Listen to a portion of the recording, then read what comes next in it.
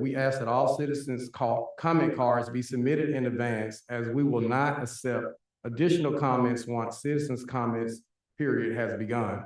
Please also review the rules of decorum. Citizens' comments are limited to 3 minutes. To be included in the official record, each comment card must include your name and address. Thank you.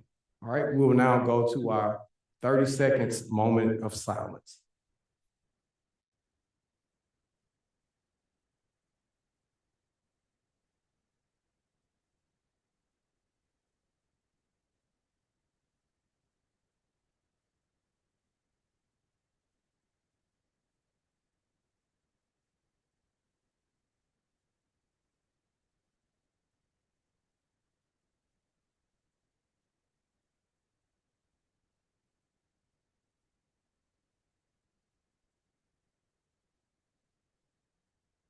Now we can all stand for the pledge. The United States of America, to the republic for which it stands, one nation, under God, indivisible.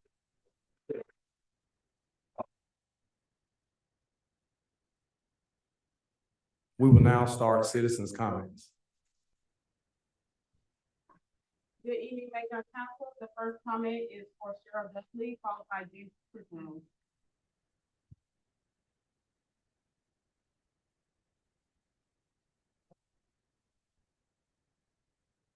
Hi, my name is. This microphone needs to work. My name is Cheryl Dudley. I'm at 4748 Country Subsurface South, down in Georgia. I actually have a comment for someone else who is already, which is Joan Monroe from 5490 down Woodstock Trail, that needed to get this comment in. She sent everybody on the council this, as well as the city clerk, as she is the one of the bright souls working the primary, working early voting election. She wanted you to know that creating ways in which to conceal or erase or misconstrue public comments is illegal. You do not have to care, but the public must be heard. Misdocumenting what is said is illegal, and refusal to have public comments audible is also a violation of the law. Citizens' comments are to be accurately reported to the city. For myself, I am speaking on the urban camping ordinance. Well, actually, all three ordinances. The loitering ordinance, great. The curfew ordinance, anything that makes the city safe. But with the urban camping, again, I know that we need to have that ordinance to make the city safer. But I think you might want to consider not putting this hour-and-a-half time limit there. Reason I say this is I checked over Atlanta, Tucker, which really also has a very strong loitering and urban camping ordinance, and actually Savannah. The ACLU kind of points out that a city might be spending its time in litigation with attorneys these days, where people's Eighth Amendment rights are violated, which is cruel and unusual punishment. And if you don't provide at least a place for those folks to go.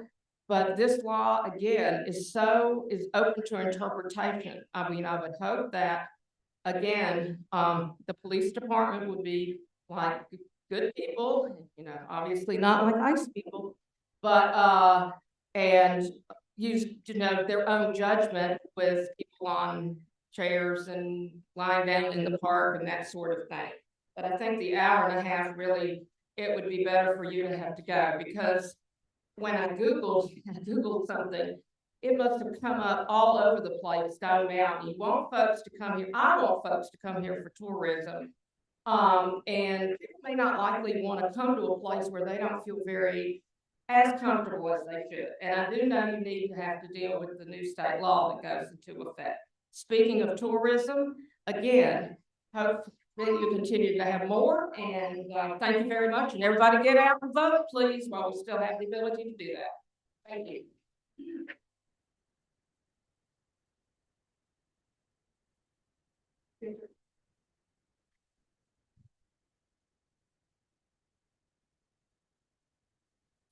Patty. Happy Cinco de Mayo.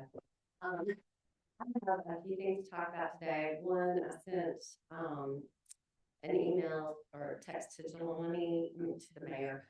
And, maybe you all seen it, but on Saturday night about 3 a.m., there were 10 to 15 gunshots fired at, around the Willow Lake apartment area.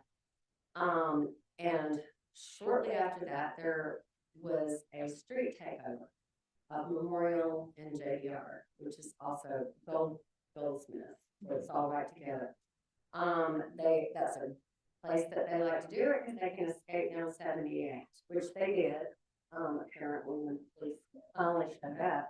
But this went on for between half an hour and an hour. They have the cars that do the backfiring, the revving, they were racing. At that time of night, I guess they can get away with it, for the most part. But you guys know, most of you know where I live. I'm a senior citizen. I have 2 apartments. I really rely on having good tenants living next to me. And I was so glad that the nurse who's coming in this weekend was not there this Saturday night, because it really disturbed my tenant in the back to the point where he might leave. I mean, it's not conducive to people wanting to live in a place where that kind of thing is going on. So we really need to work with the county to annex just that street to Memorial Drive so that we can have some rights there to deal with drug activity, graffiti, whatever, the garbage issue. Shakira Johnson, one of our commissioners for DeKalb County, she's been good about, I think it's her that's getting the county to come out and clean up the big furniture and things people throw out there. But, just want to put that, on your minds. You've heard me say this sort of thing before. They also need to have cameras at that intersection. This is a very, very dangerous intersection. There's accidents there all the time. Okay, so I only have 3 minutes. Next thing is the Forest Street where the detour is. I've mentioned to you before, it's like a 1-lane street, right? The least that the city can do is please talk to them about getting some of those shrubs cleaned back from the street. I mean, people, when there are 2 cars, you have to stop and let the other car go by, because 2 cars, there are 2 parts where 2 people cannot pass. And what was really scary, I don't even know how to say it, was when I was trying to turn on there from West Mountain and a semi-tractor trailer truck, it was trying to turn. Really?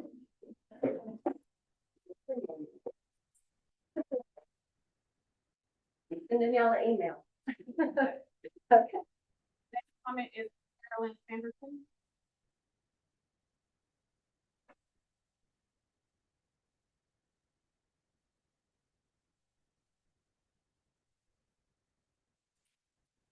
Council, I want to, my pastor said that anytime you have to have a difficult conversation, it's important to state that, to lead with passion and understanding, and try to get in the shoes of the people that you're addressing. And I don't at all claim to understand what your governs involves. I'm new to civics. I've just been paying attention because of the state that my community is in. And as an underserved community that is dealing with housing insecurity, hunger, with school that's about to be closed, where I live in so much fear, I am at our community garden because I believe that one day that may have to be a food source to feed my neighbors and myself. And I want to make sure that we have spaces to open up conversations. I know that you have the urban town halls and that I've been after the fact. And having being able to see these complaints addressed and dealt with in real time is so very, very important because our cities are changing so rapidly. And the reason why I'm here is to stand up for anyone who is unhoused, anyone who is pushed out of their homes because their utilities are shut off during the summer.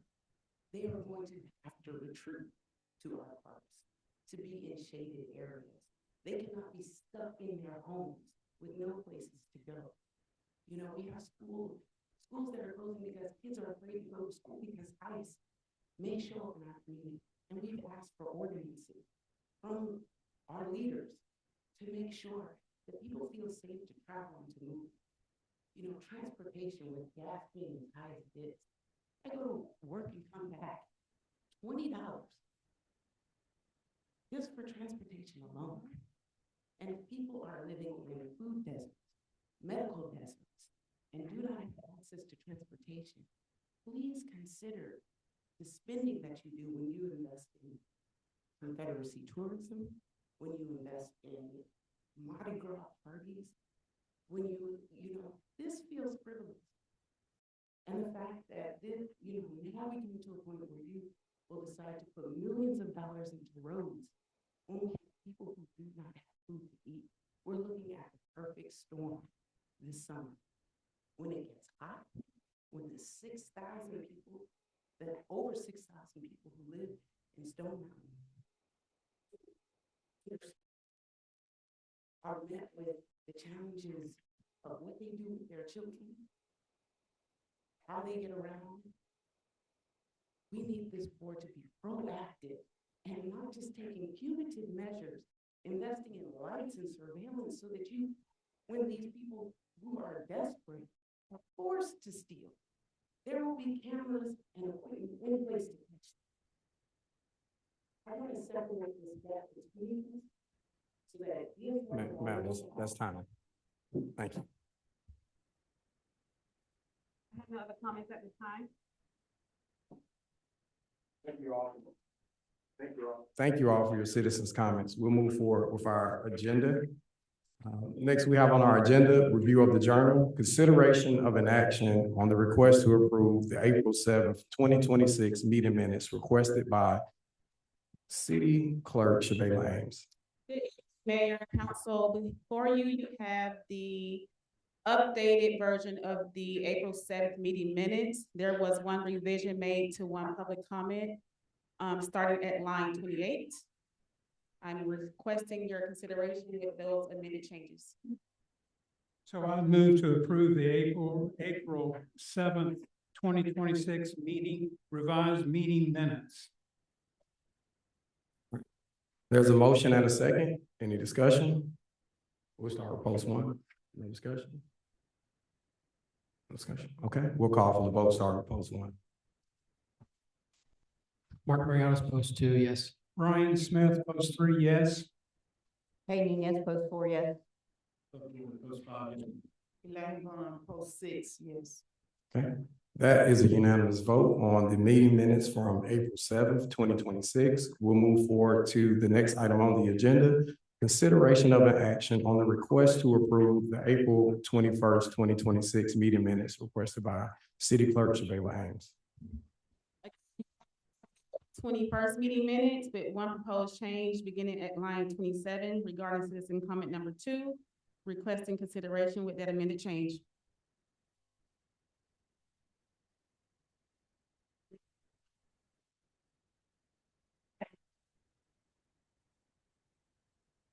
A second. All right, we have a motion and a second. Any discussion? If not, we'll call for the vote, starting with post one. Mark Mariano's post 2, yes. Ryan Smith, post 3, yes. Hey, Nunez, post 4, yes. Jordan, post 5, yes. Elaine Vaughn, post 6, yes. Okay, that's a unanimous vote. We'll thank you, Sheree. Ms. Ames, did anything else? Okay, all right. We'll now move forward to the reading of communications. We have 4 proclamations. Yes, sir. So I would like to invite Mayor Council down to recognize the 4 proclamations for the Municipal Court Employee Appreciation Week, Municipal Clerks Week, National Police Week, National Public Works Week, and Economic Development Week. And we'll start start with National Court Employees Appreciation Week.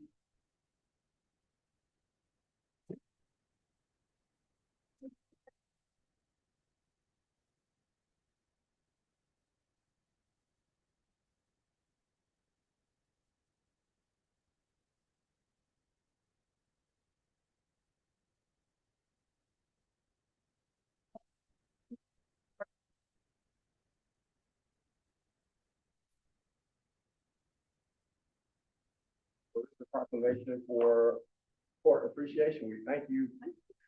Clerk. Thank Hold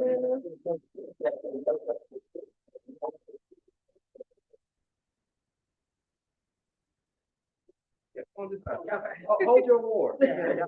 Y'all in discussion.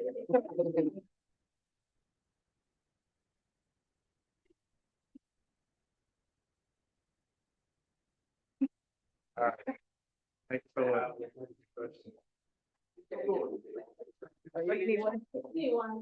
Okay. Okay. Come on, Councilman, come in the front, come on. Here. Oh, all right, is everybody here? All right.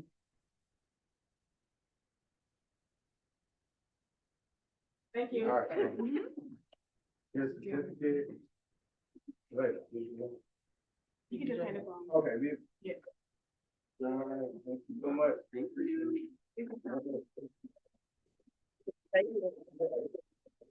This next one is for the. And this is Clerk Week? Oh, thank you for mine, do it.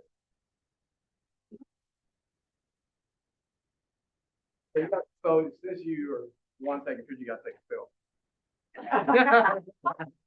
Mine. Well, somebody's gonna take it. I've reached your phone with my brother. There we go. Do we have everybody? Come on. Come on. 3, 2. 1, 2.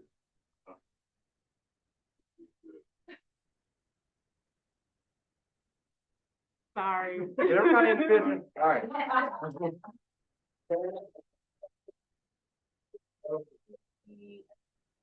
Economic development.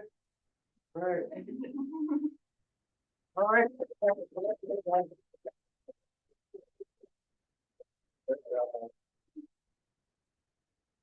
Okay, everybody? Missy Lane? All right.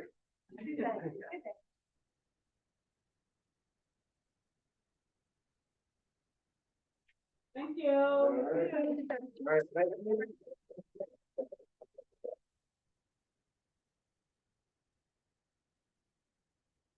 You get a card. Police. Police, all right.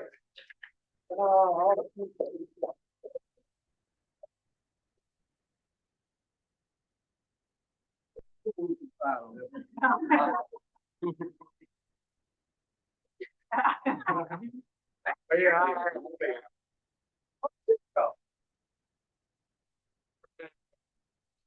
Chief Phelps.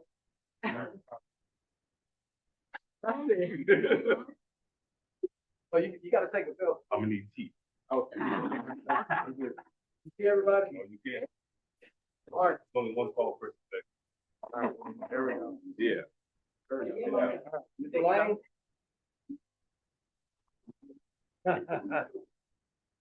Look it in. Oh, my. All right.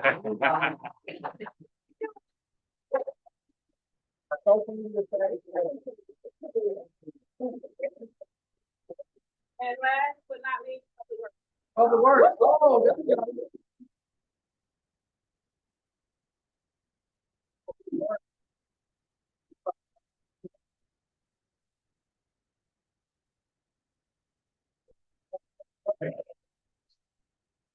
oh, not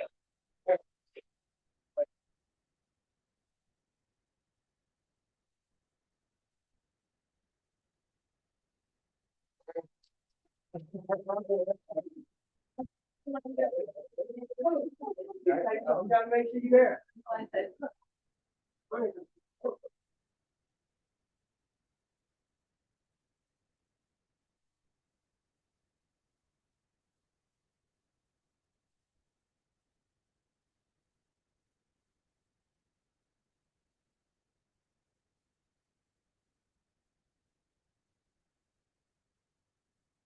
Thank you all for that. We'll get back to our agenda. All right, so now we'll move to the adoption of the agenda of the day.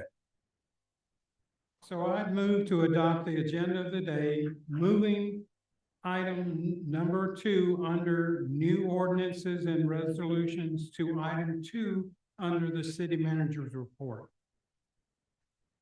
All right, there's a motion and a second. Any discussion? We'll start with post 1. Post 2, No discussion. post 3, No discussion. post 4, post 5, post 6. No. Okay, all right, there is a motion and a second. We'll call for the vote starting with post 1. That's post 1, yes. Mark Mariano, post 2, yes. Ryan Smith, post 3, yes. Kay Nunez, post 4, yes. Love Jordan, post 5, yes. Post 6, yes. Okay, that is a motion and a second. And a unanimous vote to move item, what item is that? Item 2 under new ordinance under, item 2 under the city manager's report. Okay, all right, we'll now move to council and policies. Oh, sorry, we have the adoption today. We'll now move to the city manager's report.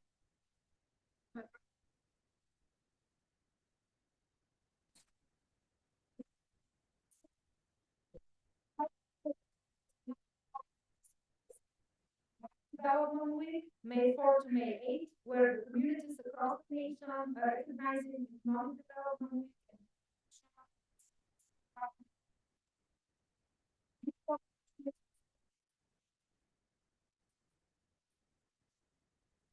So Mountain is proud to celebrate by highlighting the businesses, resources, and also partnerships that help our city grow. During this week, May 4 to May 8, we have the following activities. Today, we're celebrating the new businesses that have started in 2025 and the list of businesses listed in our social media page. Tomorrow, very important, the city of Stone Mountain will be sharing information about available grants and resources within the city of Stone Mountain and also in South County. Thursday, May 7th, is the grand opening of our new business, Live Oak. Elected officials, the city committees, the downtown development authority, and the public are invited to visit the restaurant, Live Oak, and celebrate the ribbon cutting at 6 p.m. The restaurant is located on Main Street at 947 Main Street. And Friday, we'll finish the celebration with the first concert, summer concert, hosted by the Trust, which will be held at the Alton Brewery located at 5316 East Mountain Street. Hope that both the residents and the community will enjoy this week and recognize the economic development and celebrate. Thank you. Thank you so much. Next, we move to the next item under the city manager report, splash 1, splash 2, ARPA updates from our finance consultant. That's right. I thought we moved it as number 2, so we moved it to number 1. Okay, I apologize. We'll move to the ordinance 2026-03, new urban camping. Good evening, Mayor. Council. Tonight I want to take a moment to provide clarity, context, and transparency regarding the proposed urban camping ordinance as it comes before you for a second reading. This ordinance is rooted in one of our core public safety philosophies: maintaining quality of life, preserving the usability of public spaces, and ensuring that all residents, businesses, and visitors are safely and appropriately accessed, shared across within our city. Before addressing the ordinance itself, it is important to clarify and to dispel several misconceptions. Mental illness and homelessness are not crimes. Let me repeat that. They are not crimes. And this ordinance is not designated to criminalize individuals experiencing homelessness or those dealing with mental health challenges. With this ordinance, what this ordinance establishes is for reasonable time, place, and manners of regulations that use public property.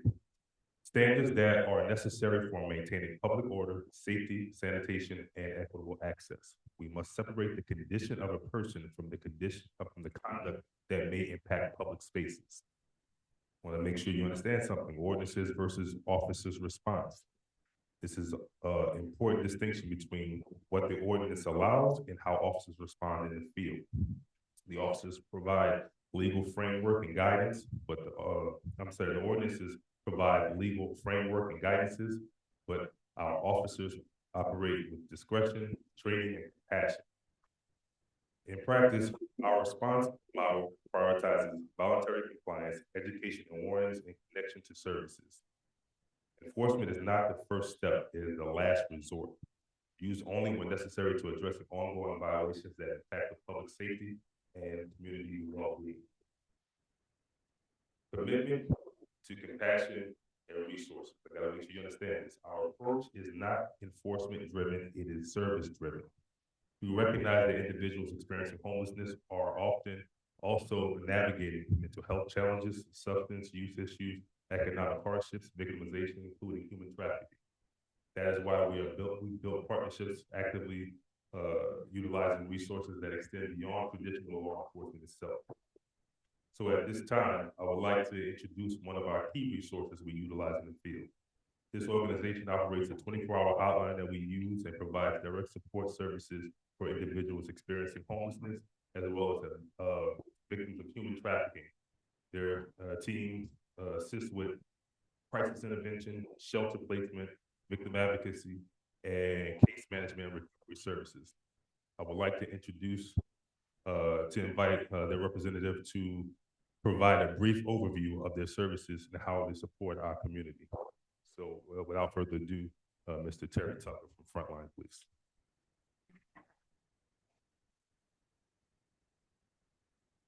Thank you guys so much for allowing me to come and share kind of our experience.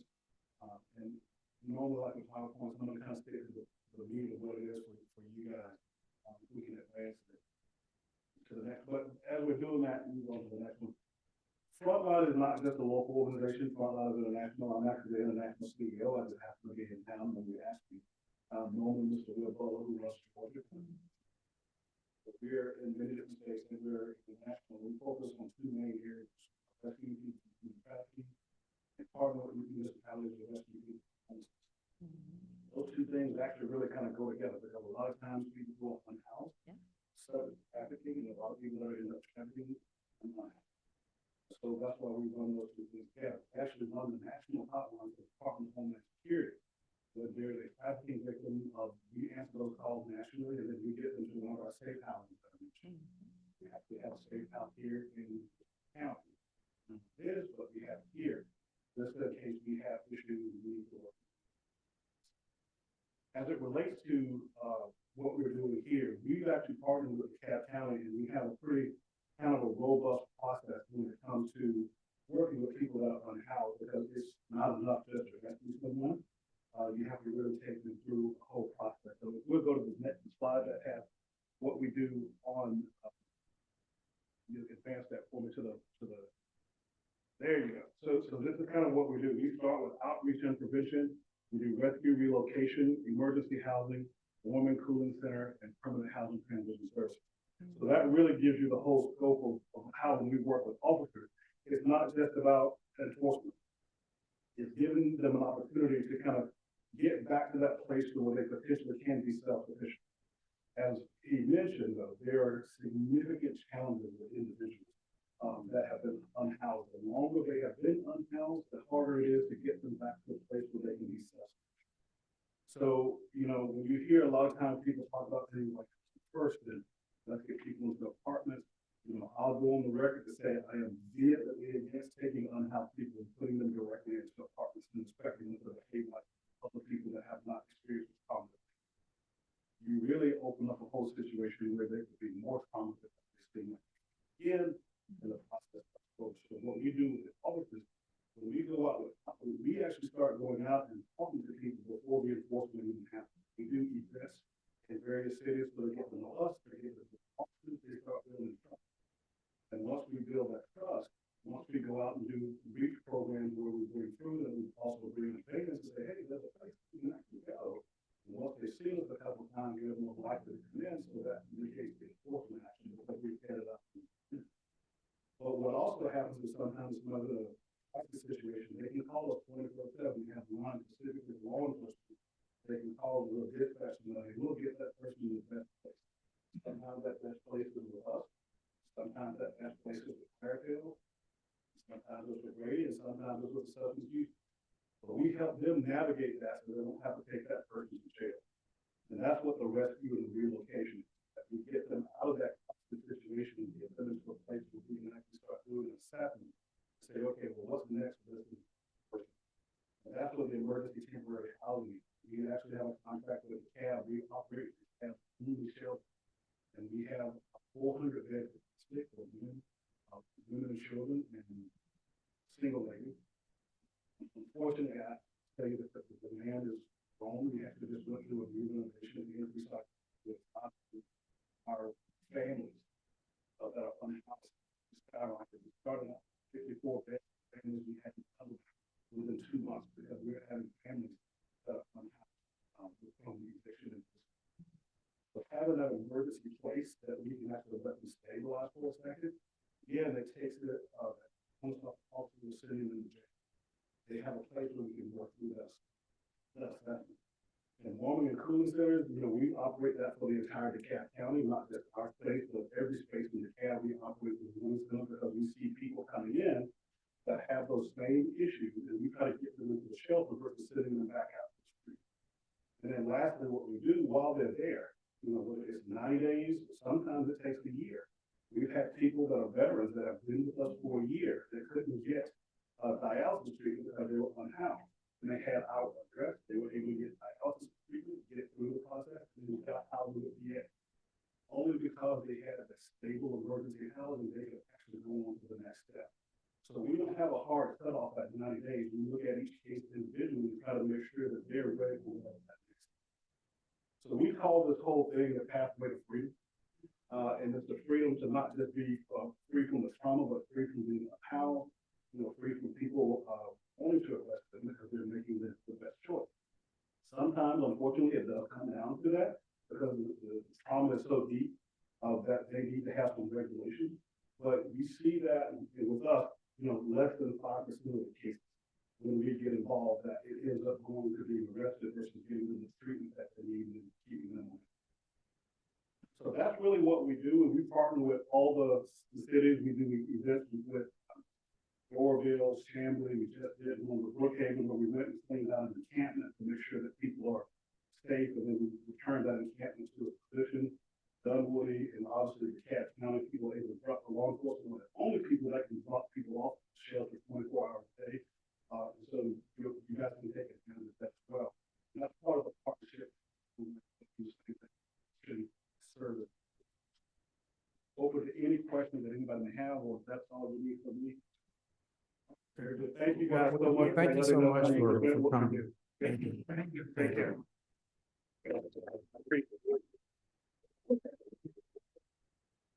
So again, anytime we respond to any situation, it's not automatically knowing exactly what it is. There are always troubles of unknown or some situation. Whenever we do go out and go in and encounter a person or a situation, we have to go through a series of things to figure out exactly what it is, what they need, what the individual needs are.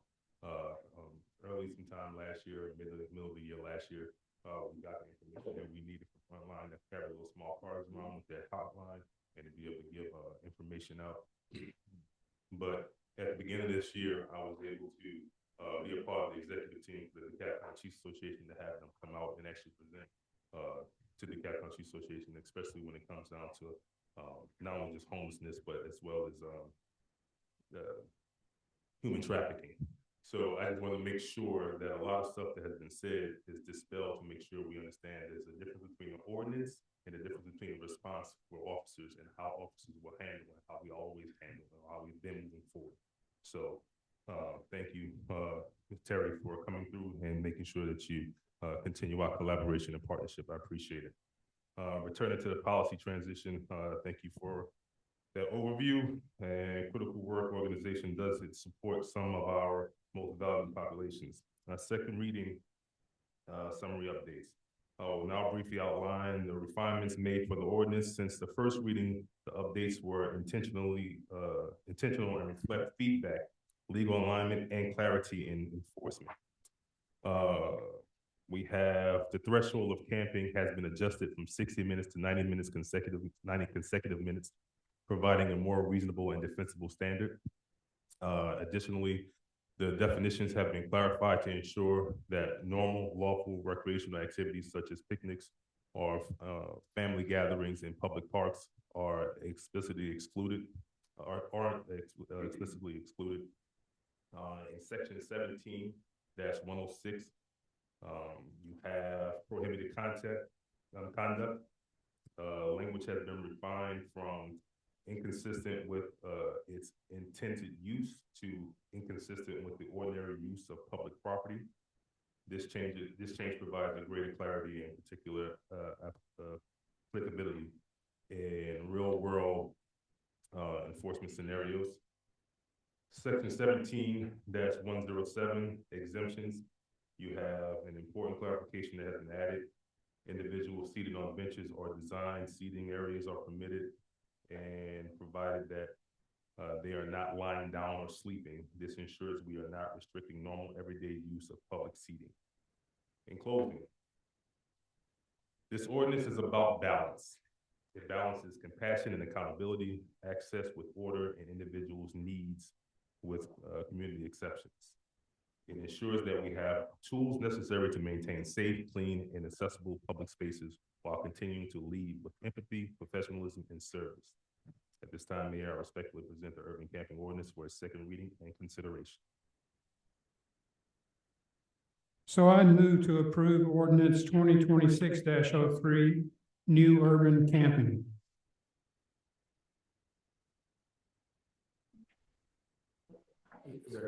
There's a second? I second it. Okay, there's a motion and a second. We'll now have discussion, starting with post one. I don't have any additional discussion. I appreciate the additional definitions in there. I think that helps. So, after our presentation, I'm interested in looking at like what a further partnership with them looks like, frontline, especially, I don't know if we already currently do, those events that you mentioned, but I think that would be a really good follow-up, to this as well. Yes, sir. Thank you. That's all I have to say. I have no further comments. I only have one, too. I was just curious, in the training of the officers on having that discernment on, is there additional training that you're gonna do with the officers with this ordinance? What do you mean? As far as having that balance of discretion of conversation That's versus constant. enforcement? That's a constant everyday training. And so one main thing that we have that's going for us right now is that we have this grant that allows us to be able to work on our safer outcomes, especially when dealing with situations like this.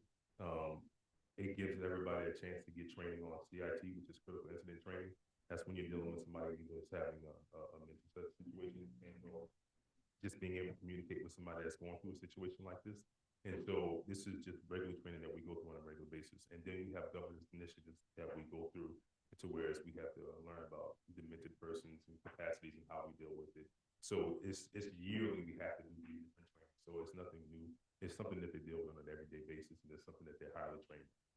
Right. Thank you. I trust you, but I trust our department, but I want our citizens to understand that this is something that you've given deep thought to. You have that conversation, on having that discernment on how to handle the situation. Thank you. Post five. How are y'all made aware and updated on churches and other organizations that offer similar services as what we just heard? Are y'all, I know Councilmember Bass has a list of things. Do y'all get updated on that? Those lists are always out. These lists set up, but most of the lists are Decatur, Dunwoody, Atlanta, look at it all the way down. Shelter wise, this is the only location that has something, but other than that, all shelters are pretty much in Fulton County. As far as any assistance, you have some for substance abuse, which will be in Dunwoody or something like that. You have some for brain trauma. You have some for alcohol. You have some for different things that are at different locations, but that list is always out, it's always there. The main thing is trying to make sure that we have something close by that we can get them to. One thing that Frontline does is they'll come out and they'll actually give them a ride to whatever location, whatever they need. It doesn't matter if it's in the county or outside the county. So that's what helps. But as far as getting updates, it's just as far as people reaching out and letting us know that they have these things. There's a church that reached out recently that's on Covington Highway that has some things that they want to discuss with us about, partnering with people and trying to make sure that we have the resources to be able to help people out.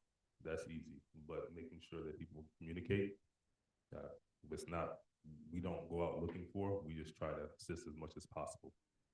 If it comes to us, we get the emails, we'll try to put it out there. But just like the Cat County Chiefs Association did earlier this year, we put this company itself in front of the entire the Cat County Chiefs Association, all the command staff, to be able to know exactly what they have to offer, so therefore we can assist. So if we get something like that, we'll put it in front of everybody so we can all help each other out. Like the CEO says, one to Cat. Yes, sir. 06?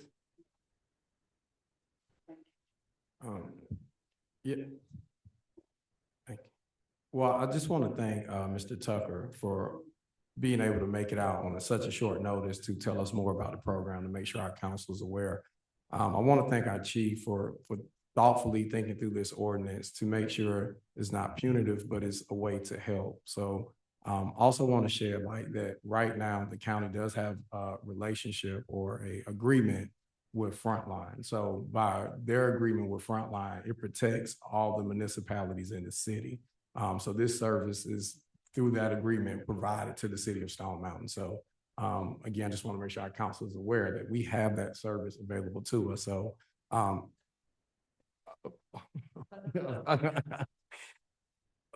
so I just want to make sure our council and our constituents know that we do have this service. So this ordinance, again, is not to be punitive, but it's to help. Because if we do run into an encumbrance where someone is laying in a public right of way, we have a way to provide those resources, and we're giving our public safety those tools. So again, I want to thank Mr. Tucker. I want to thank our chief for being available and thoughtfully thinking through this. Yeah, one comment, council member passed, and then we're going to have to move forward. It works, because I worked downtown Midtown, and there was a gentleman that was homeless. And it was about having a conversation, one word, do you need help? And at that point, there was just a barrage of support. But it is about what you mentioned earlier, to trust somebody. We don't know the situation. And this gentleman went from the street to a rehab, to owning his own apartment, to really getting back into society. So it all takes, just not just the police, we all have to have a buy-in and be compassionate and take the time to ask the question, do you need help? It's not that hard. So I just want to say that I know I've seen it happen, and I'm a witness and a testimony of a person's life that turned around 360 degrees, and the church was involved as well. That's all I have. So much. So there's a motion and a second. Any further discussion? If there's no further discussion, we'll call for the vote starting with post one. I need to back post one, yes. Mark Marialis, post 2, yes. Ryan Smith, post 3, yes. Kay Nunez, post 4, yes. Bob Jordan, post 5, yes. Elaine Bond, post 6, yes. Okay, that's a unanimous vote for ordinance 2026-03, new urban camping. Thank you very much. I see you also. Thank you. Okay, we'll move forward in our agenda to the city managers. Under the city manager's report, we have Splash 1, Splash 2, ARPA updates from our finance manager.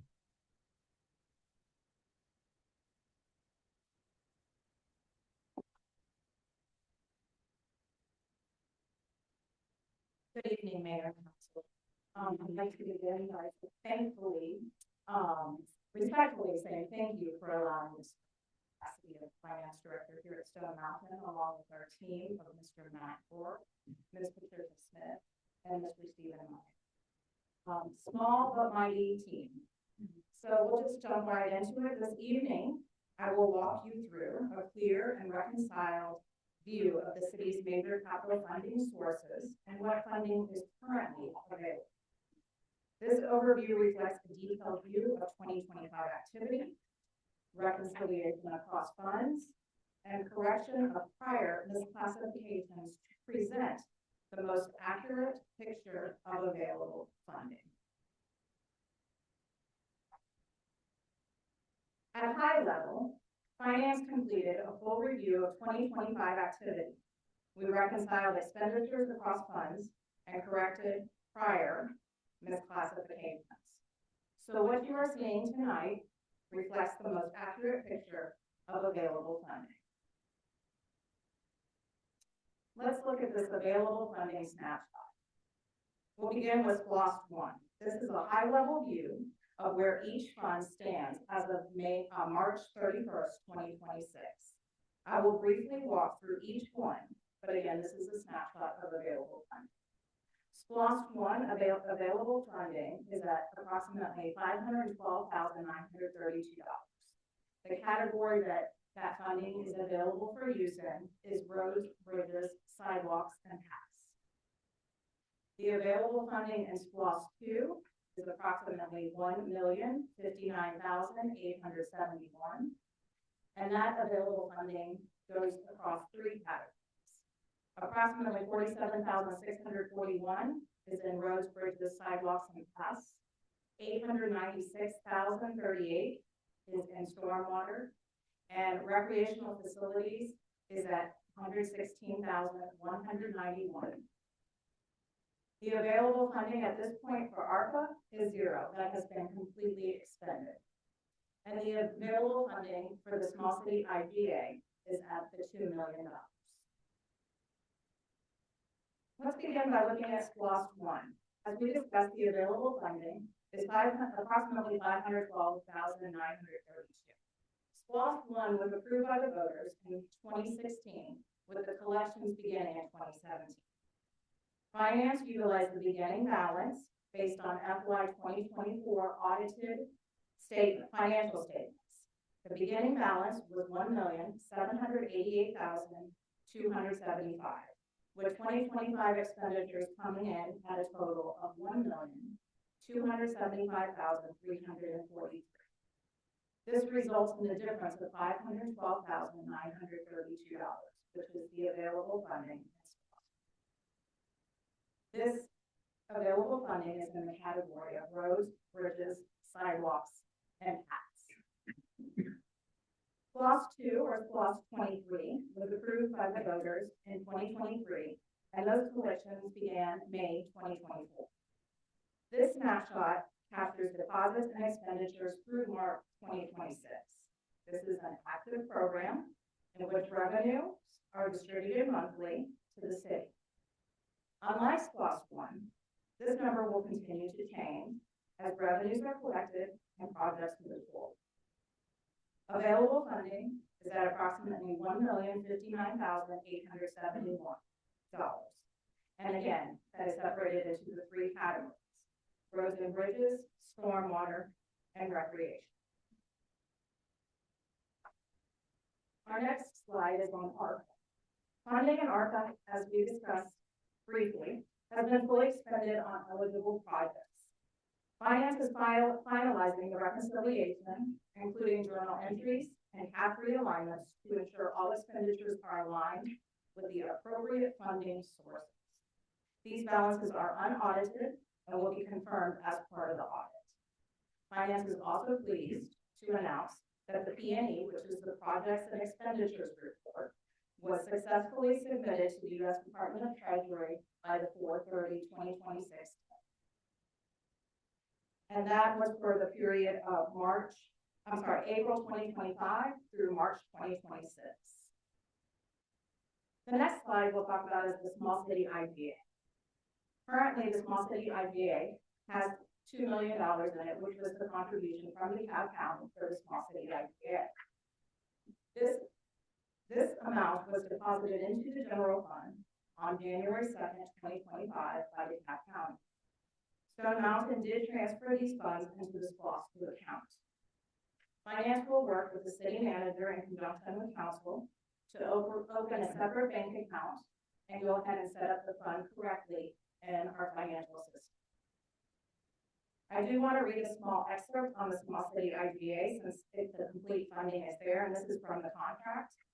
Stone Mountain, the municipality acting on its own behalf and as an agent of the county, shall undertake a reconstruction, repair, and capital improvement of its stormwater facility infrastructure to improve stormwater collection and management in the municipality and in the surrounding unincorporated areas of the county. The municipality may also undertake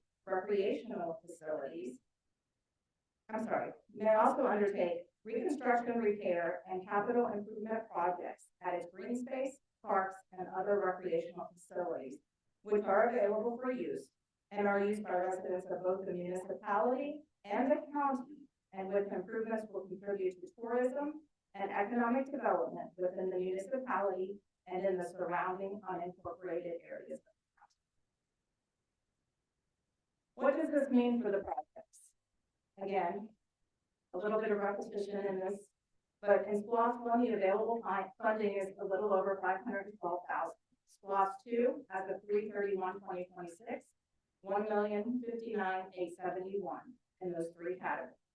And with the Small City IGA, the complete $2 million is available for funding.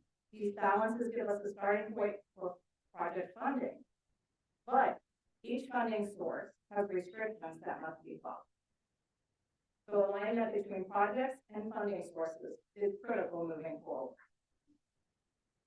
Next steps: finalize journal entries and fact transfers, complete audit preparation and support, align funding sources with project planning, and provide updated financial reporting. In conclusion, these balances provide a clear and reliable starting point for funding decisions moving forward. As we finalize reconciliation and move through the audit process, we will continue refining these numbers as needed. But this represents the city's current and available position as of 3/31/2026. And I'll be happy to answer any questions you may have. Okay, thank you. We will open it up for questions, starting with post one.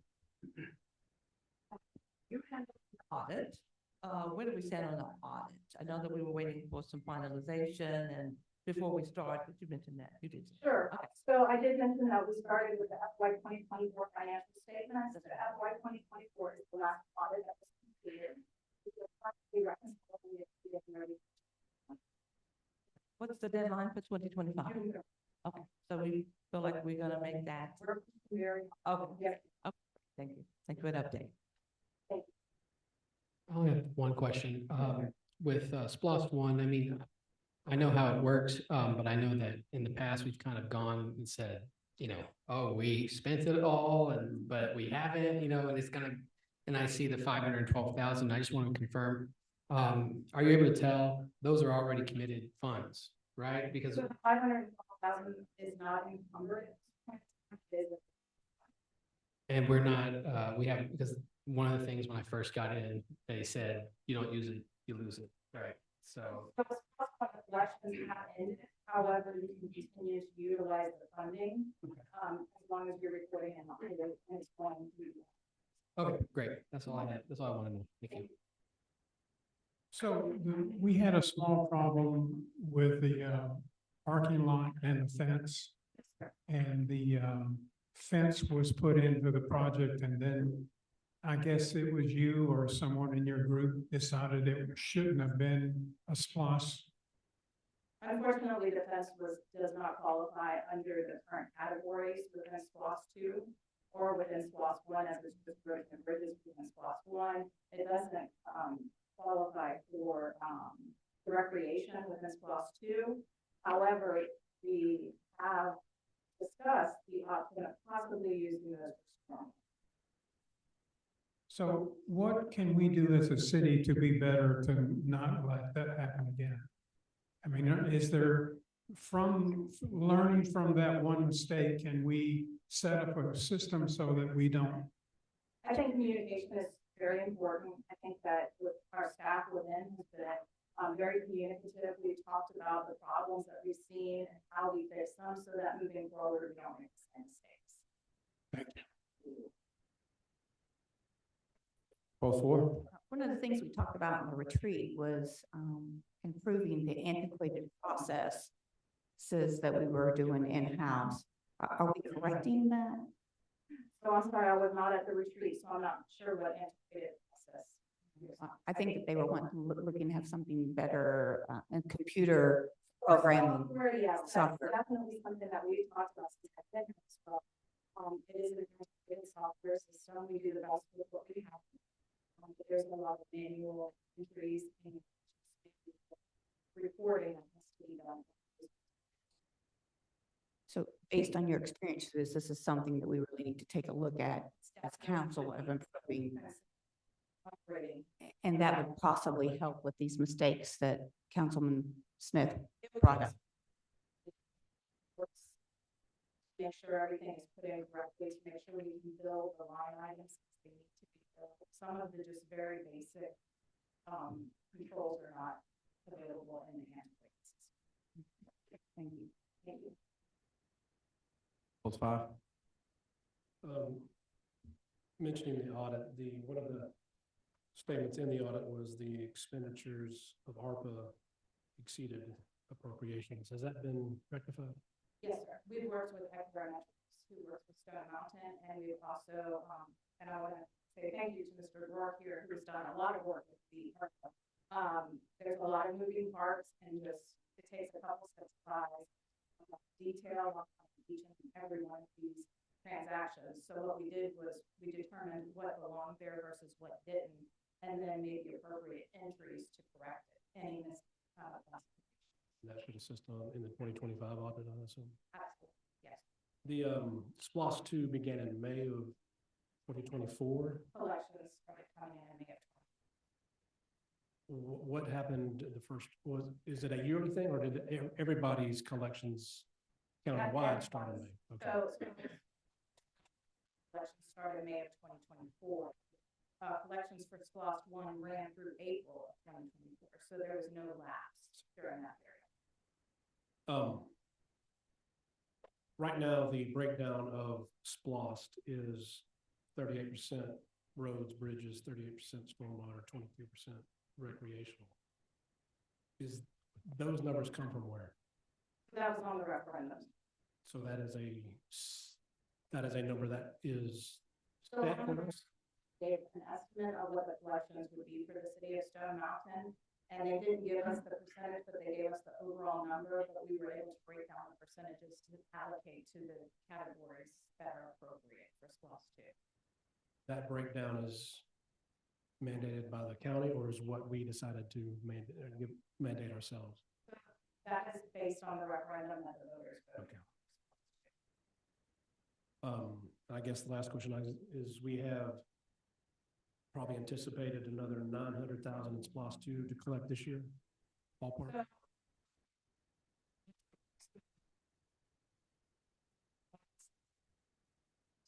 Some months for more, some months for less. So that, yeah, so 9 months, this was through March, so 9 And then months. allocate. Right. Yes. Okay, thank you. Thank you. Post five. Post six. Thank you so much. Okay, I don't think there's action to be taken from this. Okay, well, thank you so much. We really appreciate the hard work you're doing. Team. Okay, moving forward in our agenda, there are no council policy discussions. We'll move forward to unfinished business. Consideration of an action on the request on a change order number 3 regarding Zachary Court and Ridgemere Court paving project.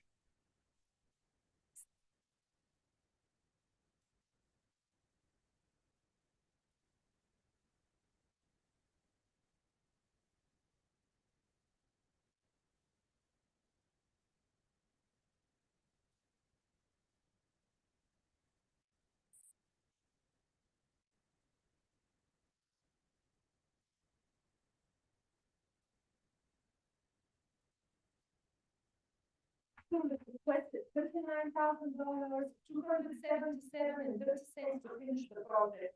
We did discuss at the last council meeting, the staff is recommending council to consider the approval of Richmere for paving, and the requested amount for Richmere was $251,081.50.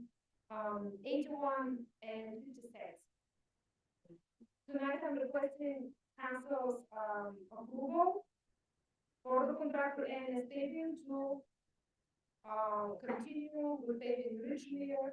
We will not consider Zachary at this point, since Zachary will require change orders. This is the unit of Zachary.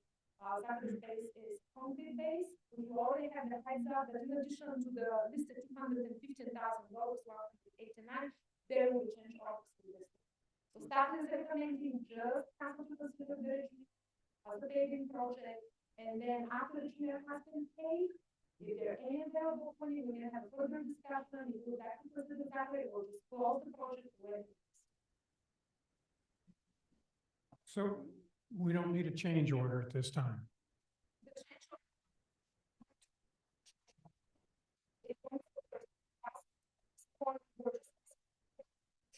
In the amount of $81.50. Okay, I would move to approve change order 3 regarding the Zachary Court and Ridgemere Court paving project. Sure. Council is requested to approve change order number 3 and consider paving only Richmere. And the requested funding was $251,081.50, and not to consider and not to proceed with paving Zachary Street at this time. Okay. If it's okay with you guys, I'll restate that. So I would move to approve change order 3 regarding Ridgemere Court paving project at a cost of $226,891.75.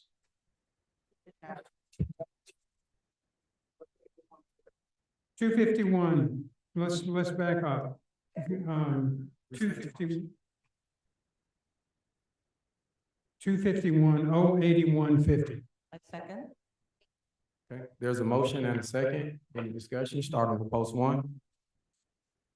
Have SPOS, but you don't indicate SPOS 1 or 2. Thank you, that is a very, very good question. If you look at, can you go to the previous slide, please?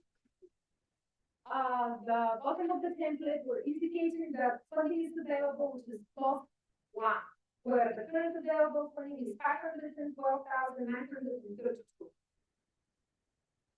Plus 1. Any other questions from post 1, post 2?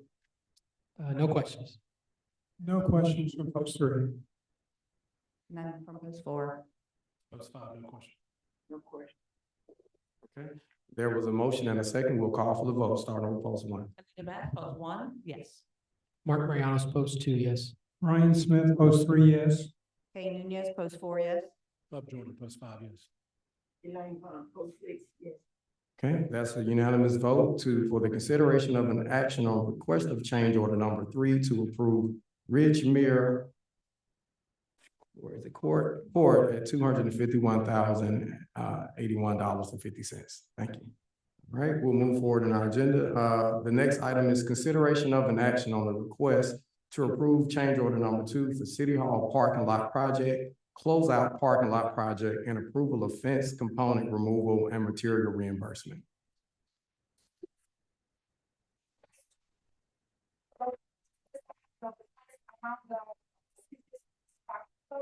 This project is not eligible for skilled one available funding. I'd like to make a note, not that the fence itself is not eligible.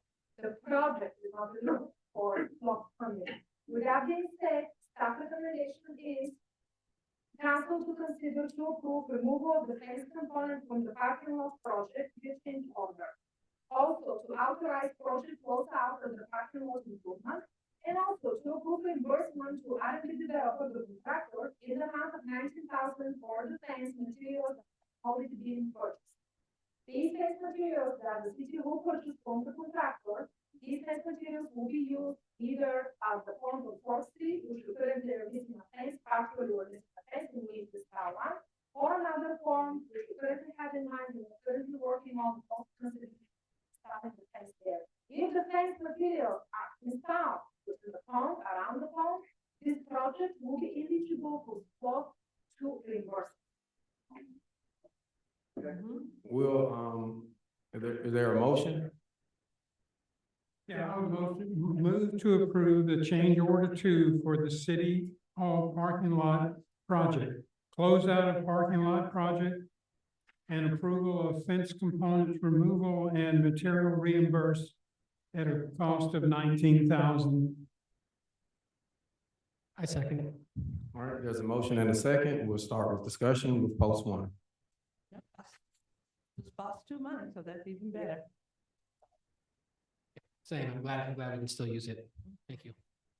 My only question is, if we start cutting up the fence that was designed for the parking lot, wouldn't we be better off saving it for the parking lot so we didn't have to?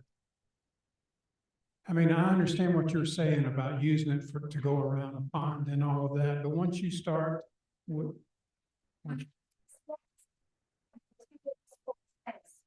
But the parking lot, in order for the police department to get certified, we need to consider also the gate.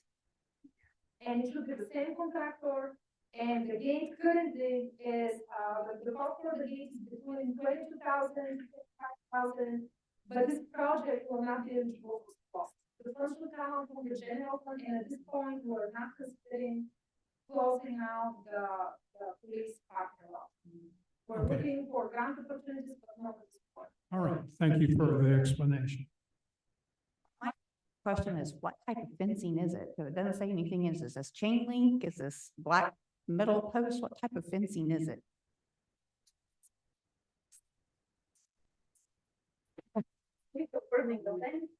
Metal.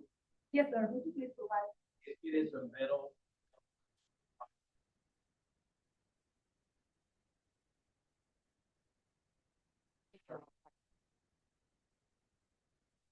Just want to make sure that it's feasible for whatever other type of project you're going to use it for. All right. Post five. The $40,000 in savings, that goes back into SPOS. Yes. Is that, is that in the numbers that were just presented? It's not an actual money that we send to the vendor and we'll pay the vendor upfront. We just not gonna use the money we are paying.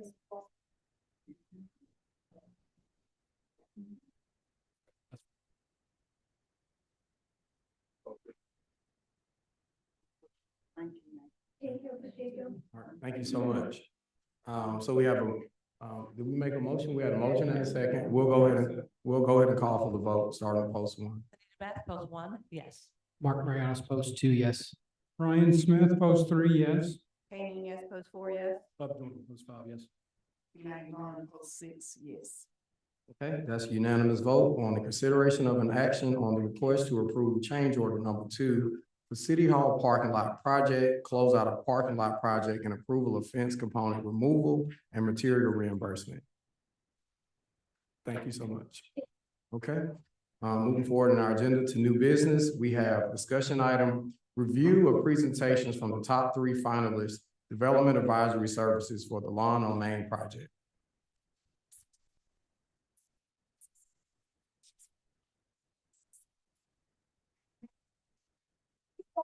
Today, 8/20/2026. In response, the city received 8 proposals from 45 companies. Following an evaluation process, the top 3 ranked firms are those with most close aligned with the city's vision for the Lawn on Main, and also they have demonstrated experience with similar projects, and they have been invited to present their proposals to mayor and council. These presentations will provide an opportunity for council to further evaluate each firm's approach, experience, and alignment with project goals prior to identifying the finalists. Tonight, we have representatives from the following companies: CBRE, JLL, and 4PM, which stands for Public-Private Partnership.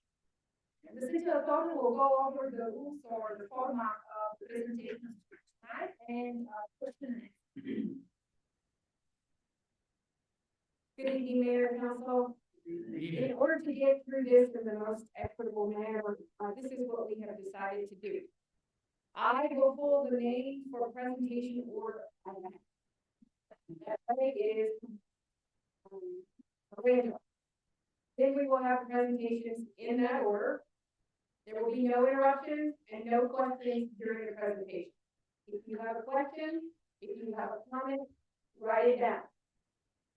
After the three presentations have been given, then each council member will have 2 minutes to ask their questions uninterrupted. You will not be given the answers at that time. So again, you're just going to give all of your questions. If it is a specific question to a specific presenter, please say so. Otherwise, if it's a question to all three, say that as well. Therefore, again, please write your questions down as the presentations are being given. After the mayor asks his questions, then I will pull the name from a hat to decide the order of their responses. They will then be given 5 minutes to give their responses uninterrupted. And that will be the end of our discussion. This is just a discussion item. There will be no voting this evening. Before we get started, does anyone have any questions for me about the process? How about you guys? Any questions? All right. Have the cup.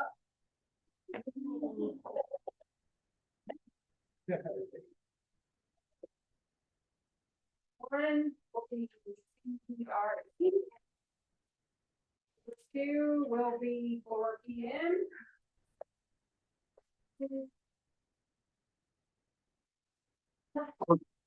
you. JLL. Thank you.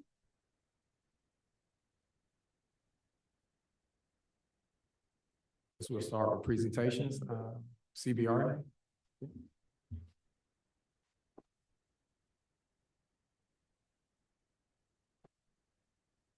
Thank you. Good evening. I'm David Lanier with CBRE. I'm part of the market leadership team. We're very grateful to have made it through the first phase and now the second phase. So thank you very much for that. My role in this process is typically to assist our local teams access not only the local resources, but the global resources that we have, not only to prepare the presentation that we have for tonight, but then to execute the business for the benefit of the city going forward.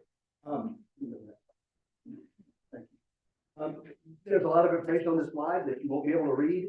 I guess the message here is that they say 2/3 of the world is covered in water, and the other third is covered by CBRE. And what that means for this process is we're a company of local experts with global reach.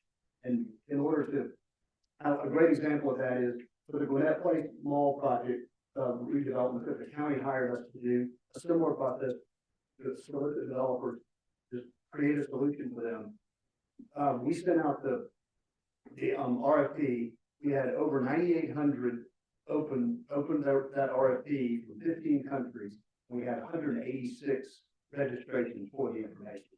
So it had global exposure, and we're well down the road of moving that along. It's what extraordinary outcomes are created. So it doesn't come without a process and a shared vision, and I'm going to ask Sarah Friedfield from our firm to take us through that process. Next slide, please. Thank you, David, and thank you so much for having us. Thank you, City Manager, for your efforts in this process. My name is Sarah Friedfield. I'm the Director of Business Development for our public institutions and education solutions team. My role is to design client solutions and work with our subject matter experts and brokerage teams nationally to implement those successful projects. Our team works exclusively with state, federal, and local governments on complex real estate challenges and projects. As a result, that really gives us firsthand insight into the challenges and processes that we work with every day.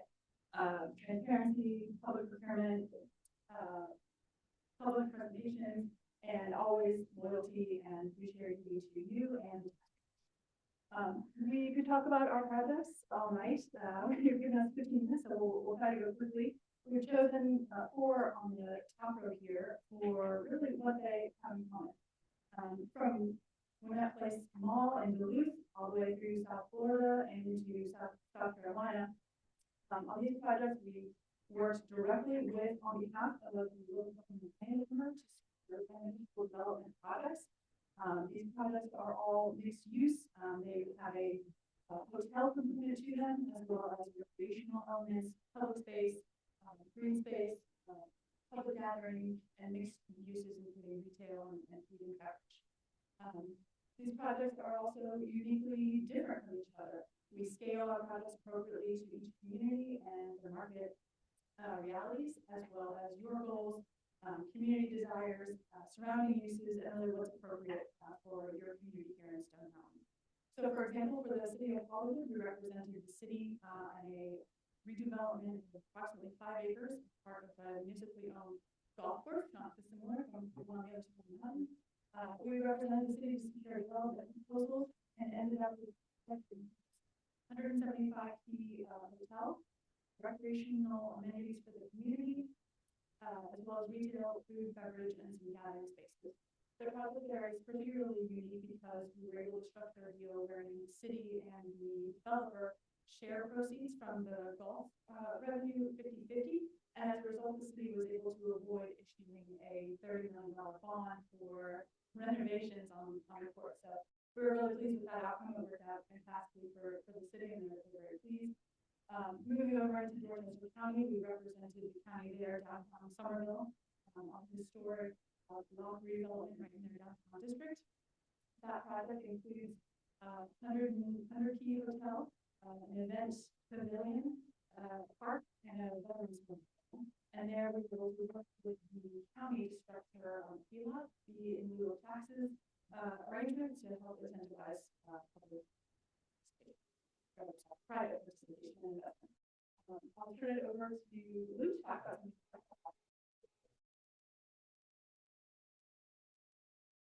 Good evening. I'm Louis Miller. I've been with CBRE for 26 years.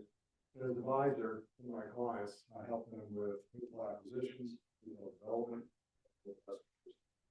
My role in this team is to lead the hospitality and mixed-use strategy, specifically ensuring whatever is built is not only visionary, but economically viable. This is a once-in-a-lifetime opportunity to create a generation. Over my career, I've been responsible for the development of 50 hotels and also $1 billion in transactions. But I've been on both sides of that transaction, both principal and I've also been an advisor. And that's significant. Perspective matters. Because of our background, we're able to understand how a developer underwrites a particular development, how the capital is structured, and why the project is successful. It also enables us to avoid why projects don't work. For Stone Mountain, our focus is simple: to help the city validate what truly works here. That means aligning the hotel, the retail, and the entertainment in a way that supports each other, driving both community value and tourism as well. Each of the different projects here has its own challenges. The one I'd like you to focus on is the third one, which is Cincinnati Wax. It was a challenging project. It was a hotel that was built on a leasehold investment, not fee ownership. It was also built for a parking garage. Part of the mixed-use development included retail, entertainment, the 2 national stadiums. Next slide, please. For the lawn of the main, the objective is able to incorporate the most attractive and best uses reserved in the community. This site is small. It is a compact site. A hotel development with about 100 to 150 rooms would take up 2 to 2.5 acres. We can't afford to have a single use here. But the hotel footprint is only 17,000 square feet. Most of the area that a hotel requires is parking, landscaping, and other support facilities. That's where the opportunity comes to incorporate Georgia Military College. There's an opportunity there to use that particular site for parking. Not just the parking garage, but it could be an icon. Obviously, a 5-story parking deck with the name, the lawn on Main, a beacon to the property. But it also could be an art. It can be incorporated a facade art. You could have either acceptable street art, you can have different architectural features to it. But another aspect of it, because the parallels matter drive, is the opportunity to put additional retail on the lower level, to incorporate that as part of the lawn on Main. The objective should be to maximize the utility of the site. Our goal is to give you clarity, confidence, and optionality. Again, this is a once in a lifetime opportunity for a generation. I'm going to turn it back over to Roman.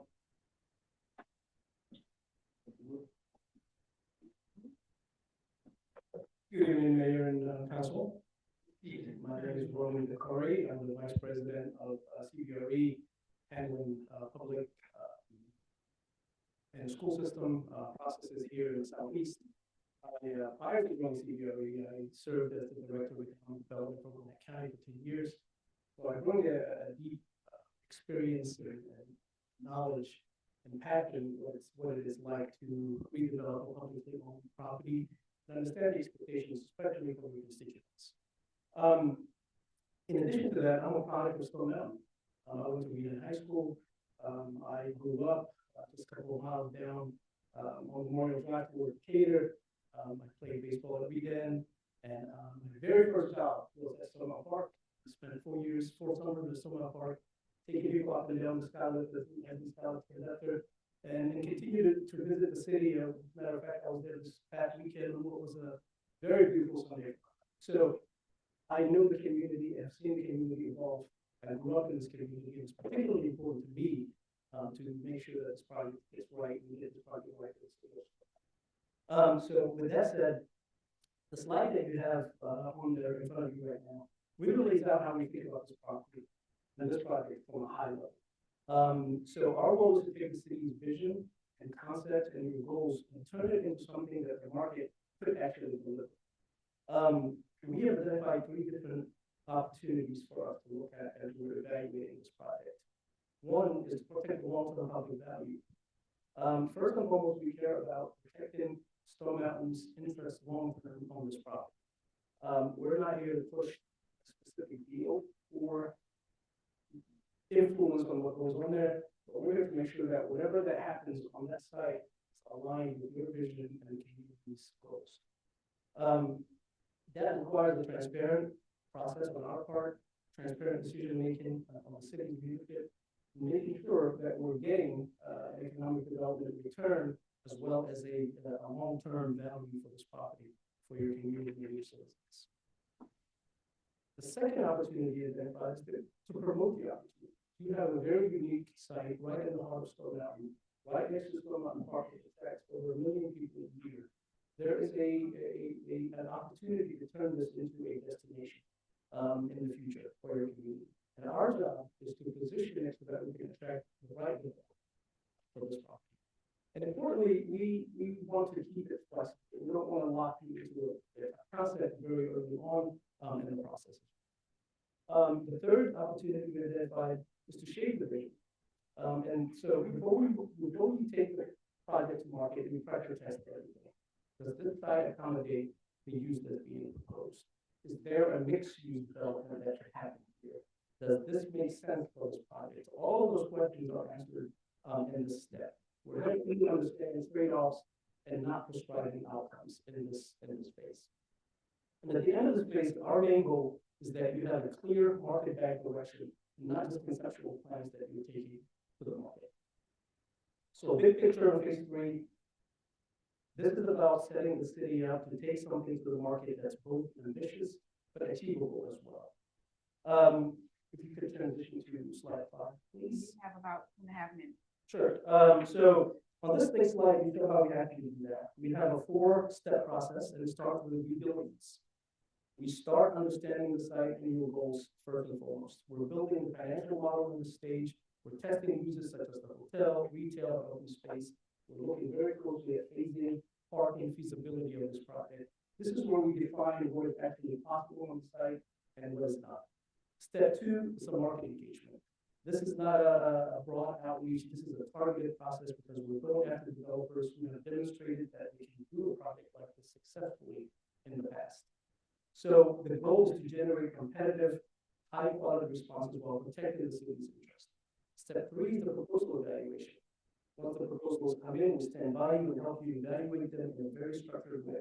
We're looking at the financial strength of the respondents, we're looking at deal terms, phasing, execution, and we're also looking at risks and assumptions with you as we're looking at some of these projects that's being proposed. Our role in this phase is to take a very complex proposals and turn it into a clear and comparable one so that you can make a better decision and selection. And our final stage is step 4, it's a transaction execution. From here, we lead negotiations, letters of intent, ground lease, development agreements, and we stay by your side and not leave as soon as the developer is, because we want to see the project is through and it happens successfully. And so, if you want us to stay during the implementation of the process of the project as well, we're very happy to do that, to ensure delivery, to monitor costs and schedule, and to help activate the project if needed. So overall, we have a very disciplined and structured competitive solicitation process that have proven to work in over 25 states and 50+ municipalities who are our clients. And it's a process that is designed to make sure that we look out for your interests and make sure we get the right developer and the right project. Thank you very much. One more slide, hopefully, time willing. Thank you, schedule. So, the process that Roman laid out is, we've aligned it to a time frame where we're flexible and nimble to your process. With all of, usually we can move quicker than our clients, but we understand the process. Miles in here. I wonder if it's like time. We put a few key milestones in here, but. Okay.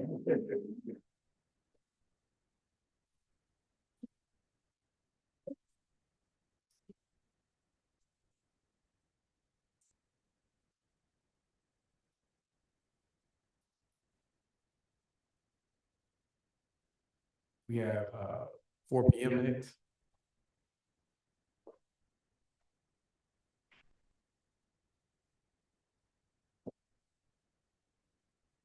Mayor, members of the city council, I'm Kirby Glaze. I'm the founder and president of Public-Private Partnership Project Management, Inc., 4 p.m. As we refer to it, my partner, Steve Watson is right behind me. We are honored to be among such austere competition as this. We are not a publicly traded multinational company. 4 p.m. has been doing this in Georgia for over 25 years. Our only business is working with local governments, their economic development entities, and occasionally the private sector to manage, structure, and deliver public-private partnership projects. One of the things that we have learned over this 25 is that this is really a three-legged stool. In order to effectively manage that process and bring this to a conclusion, number one, you have to understand the local government process and the constraints in which you operate. I have over 40 years experience representing local governments either as an attorney or consultant in matters involving negotiations.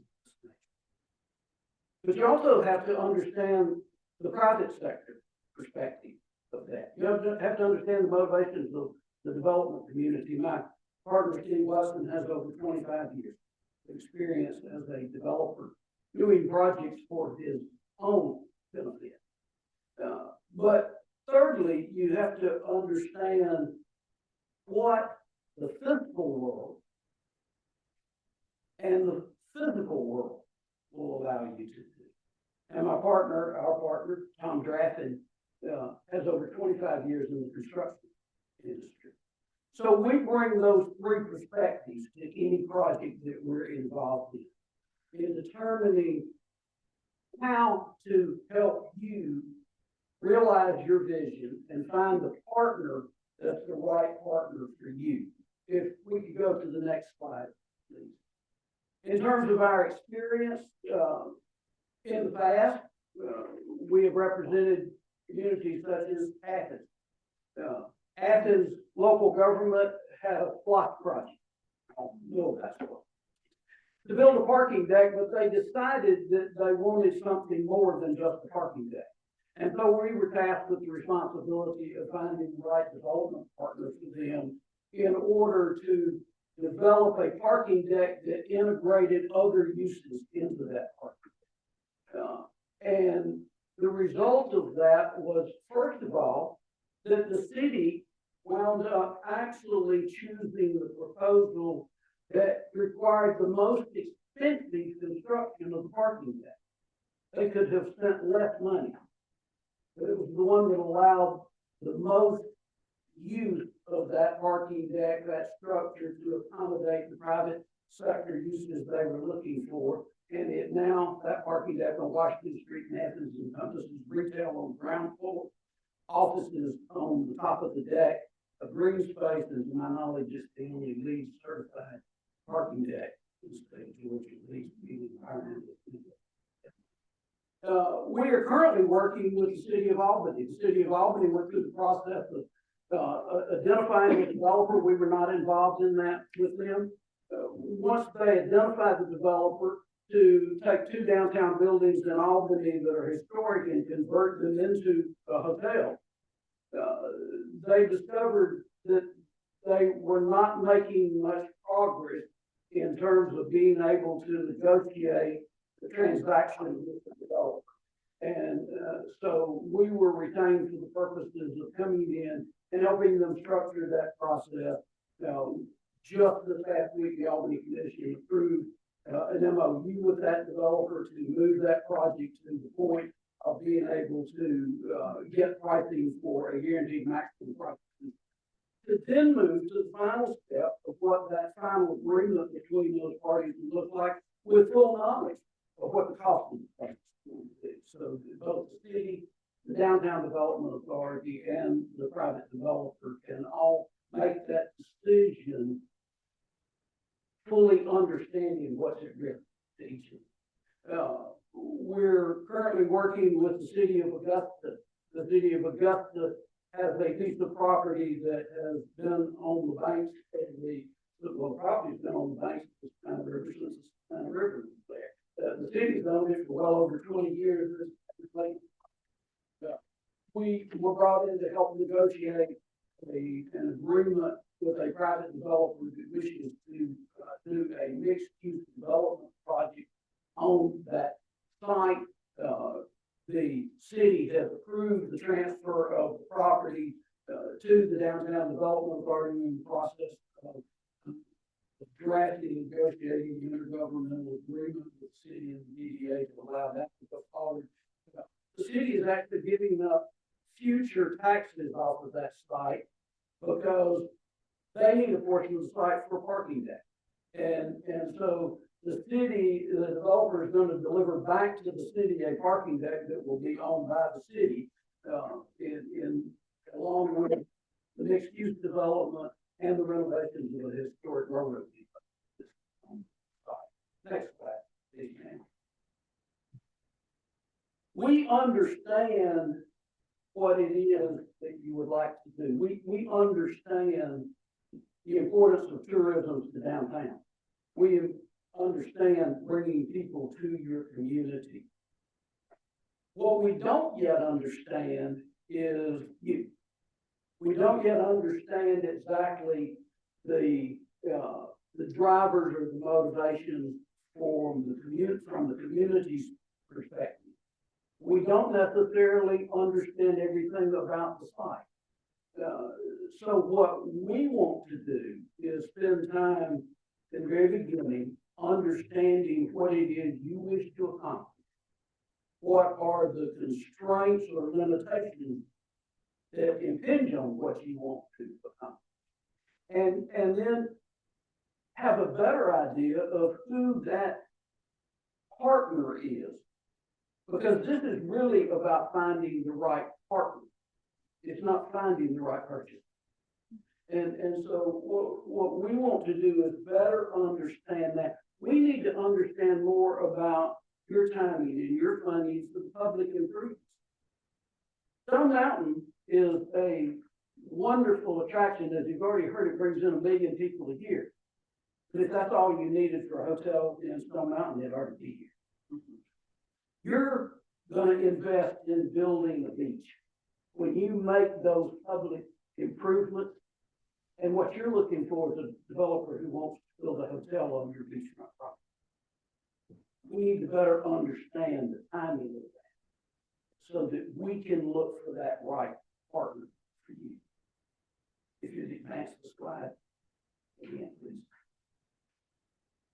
Schedule. Whoops, I went too far.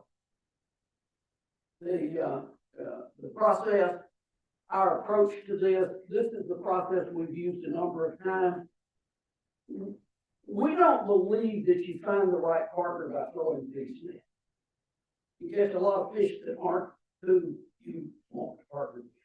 We believe that the way you find the best partner is to refine what it is you're trying to accomplish. Let's define what fish we're trying to catch. That helps us determine what waters we need to fish in.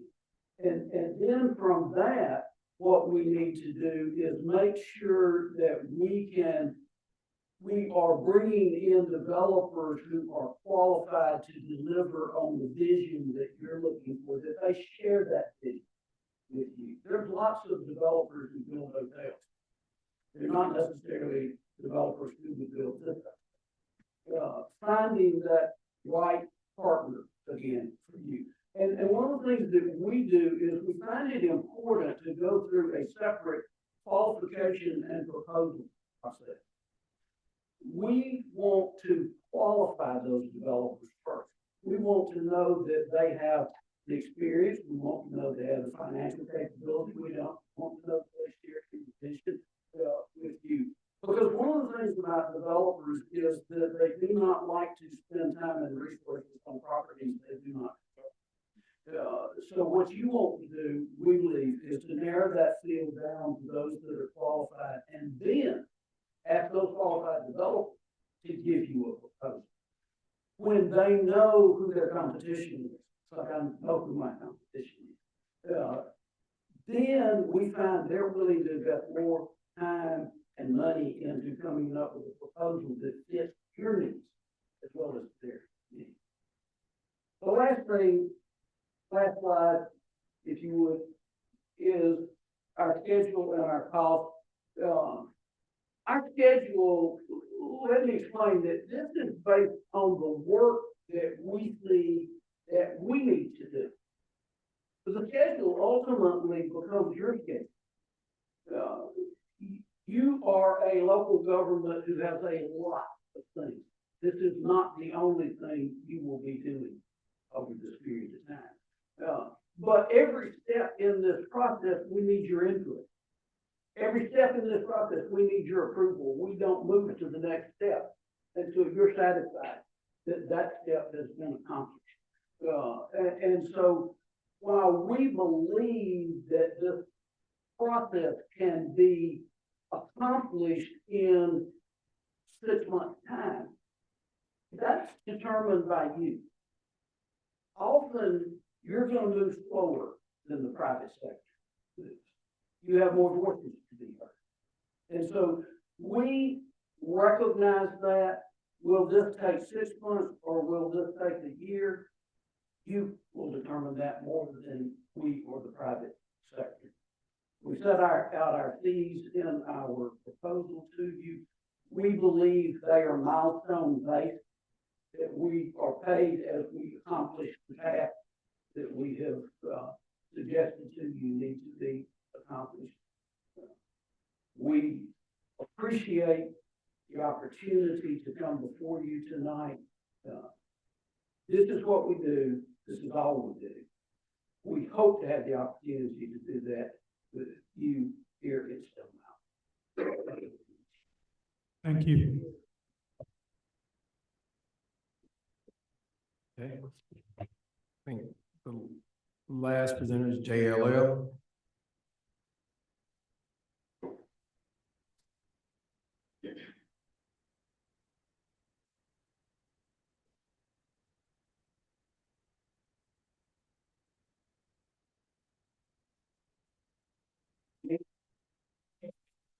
Ryan Fetz with JLL, and we are really excited to be with you. Because Stone Mountain is on a journey. I am an example, maybe a bad example, of the problem that you're trying to solve. I've lived in Atlanta since 1991, been to Stone Mountain Park dozens of times. And I must confess that until recently, I hadn't been to this. But what I have discovered is that there's a real authenticity, sense of place, character, and beauty that you are developing here in pockets, and you're building momentum. We had a lovely dinner at Live Oak Tap, a great coffee a couple of weeks ago at Gilly Brew. The party tonight is at Tacos. We tried to get some tacos, and there's an hour and a half wait. There's something really good going on in Stone Mountain.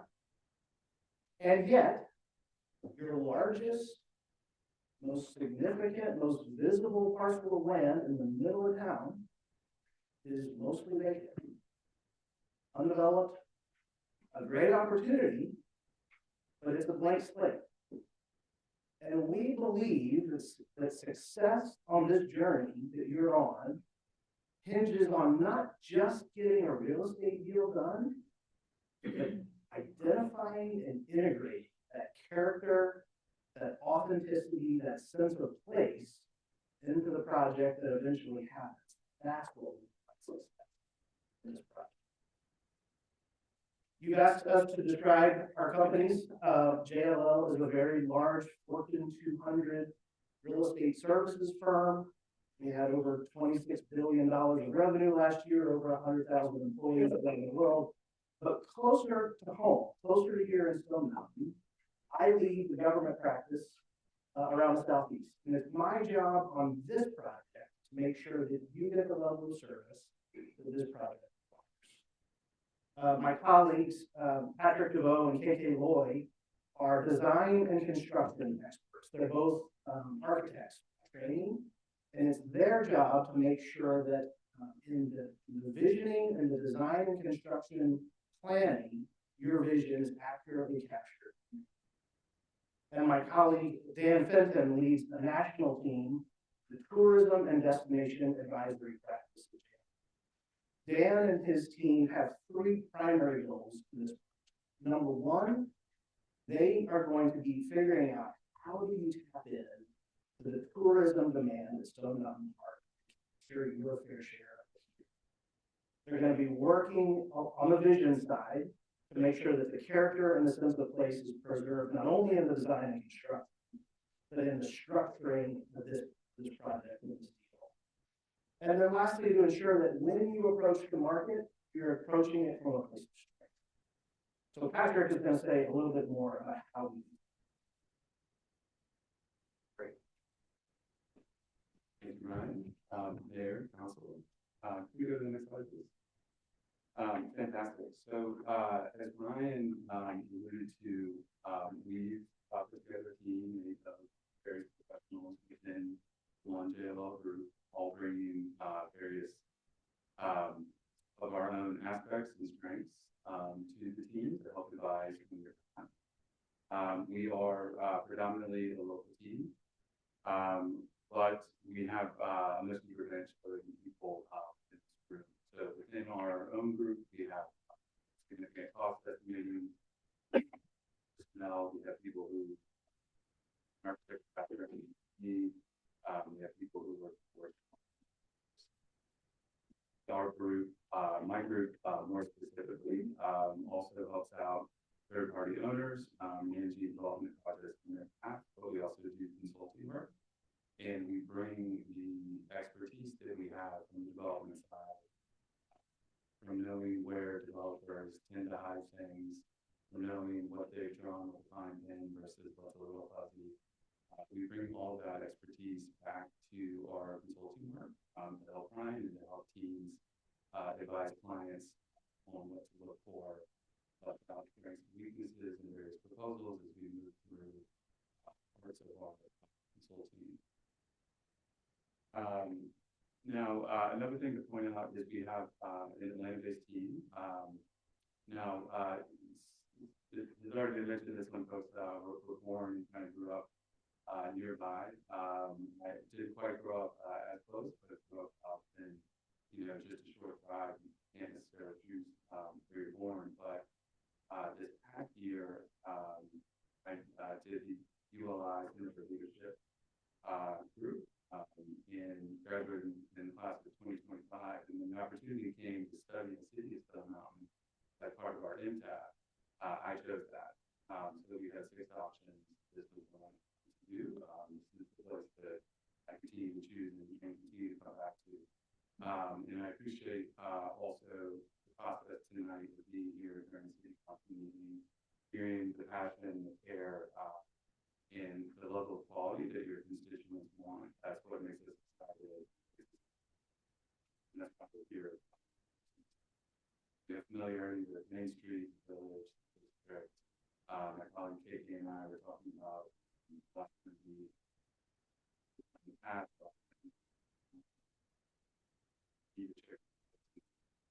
So kind of deep familiarity locally with the city, with the village,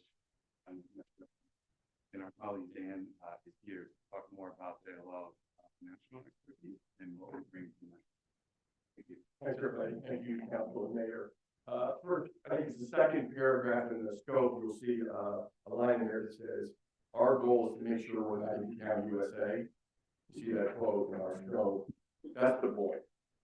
Right? Is how do we make sure as part of the visioning process that we end up with an outcome here that people go, I don't only want to go there, but I want to go there because.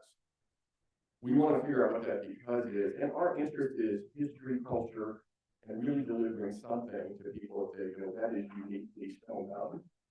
Not, it's just another amphitheater or another hotel. And one of the things I want to say about the visioning process that's been talked about is really trying to figure out how we reinforce that authenticity. And so we want someone to walk into the park and immediately go, I know that I'm in Stone Mountain. And you think about how many developments you've been in, mixed use developments where you walk in, you could be anywhere. I hate to say it, but we see too many of those.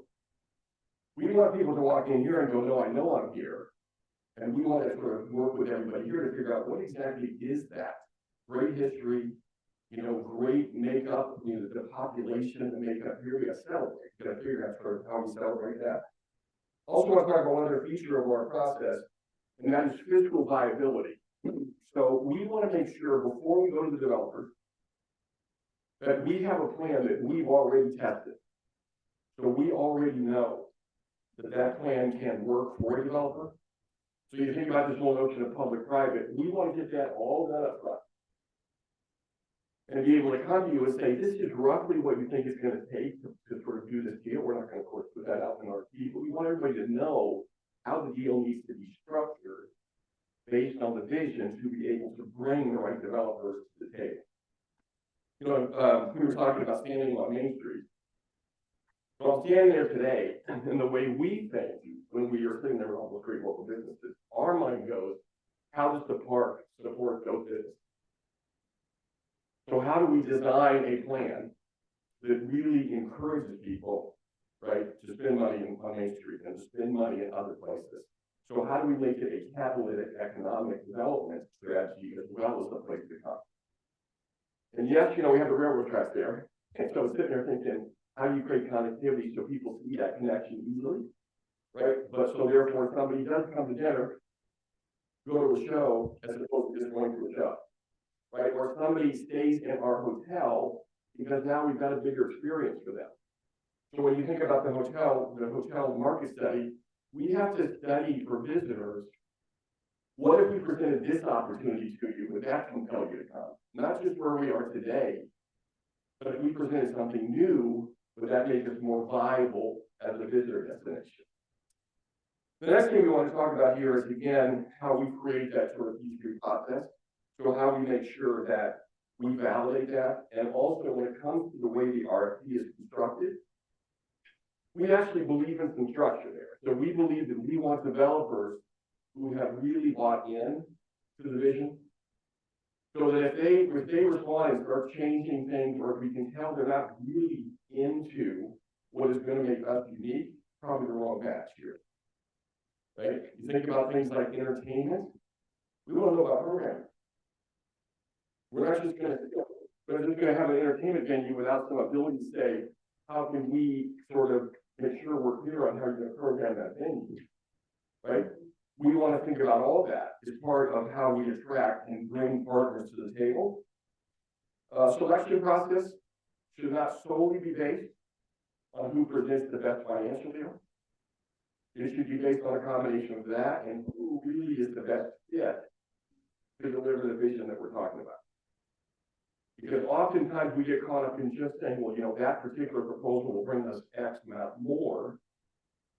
Well, does that more deliver the kind of thing we want for both our local residents as well as to attract visitors?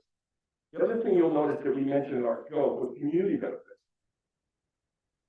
So we don't believe that an investment like this should be done without clear community benefits, whether it's local hiring, local purchasing, there's a whole training notion that we've worked on, where developers are, and when I say compelled, we want them to want to do what I'm about to say, but that they are compelled to bring people from the community in and make them part of the future.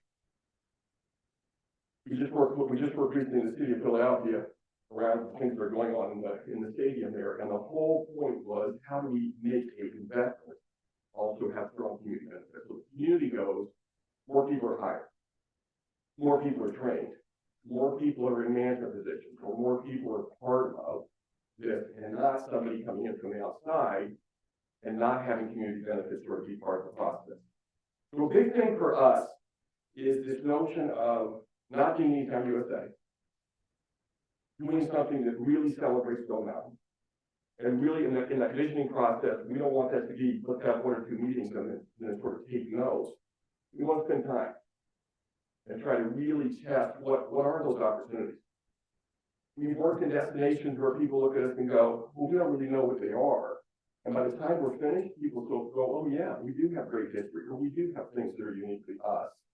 And then we try to figure out how do we put that into the destination plan. If you look at the next slide here, we work in destinations all over the country. You can see examples of large and small destinations that we've been in.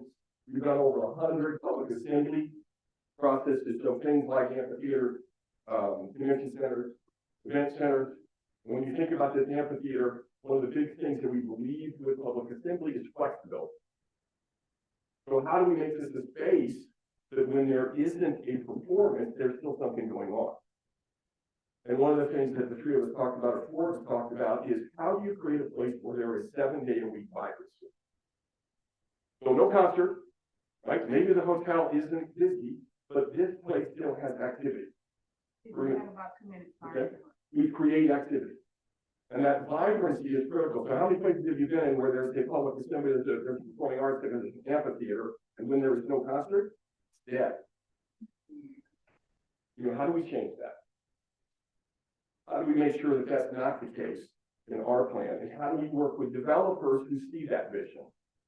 Right? If you think about some of the projects we've all probably been around, developers, sometimes the city's partner here, become the programmers of the entire piece, not just the amphitheater or just one in the hotel.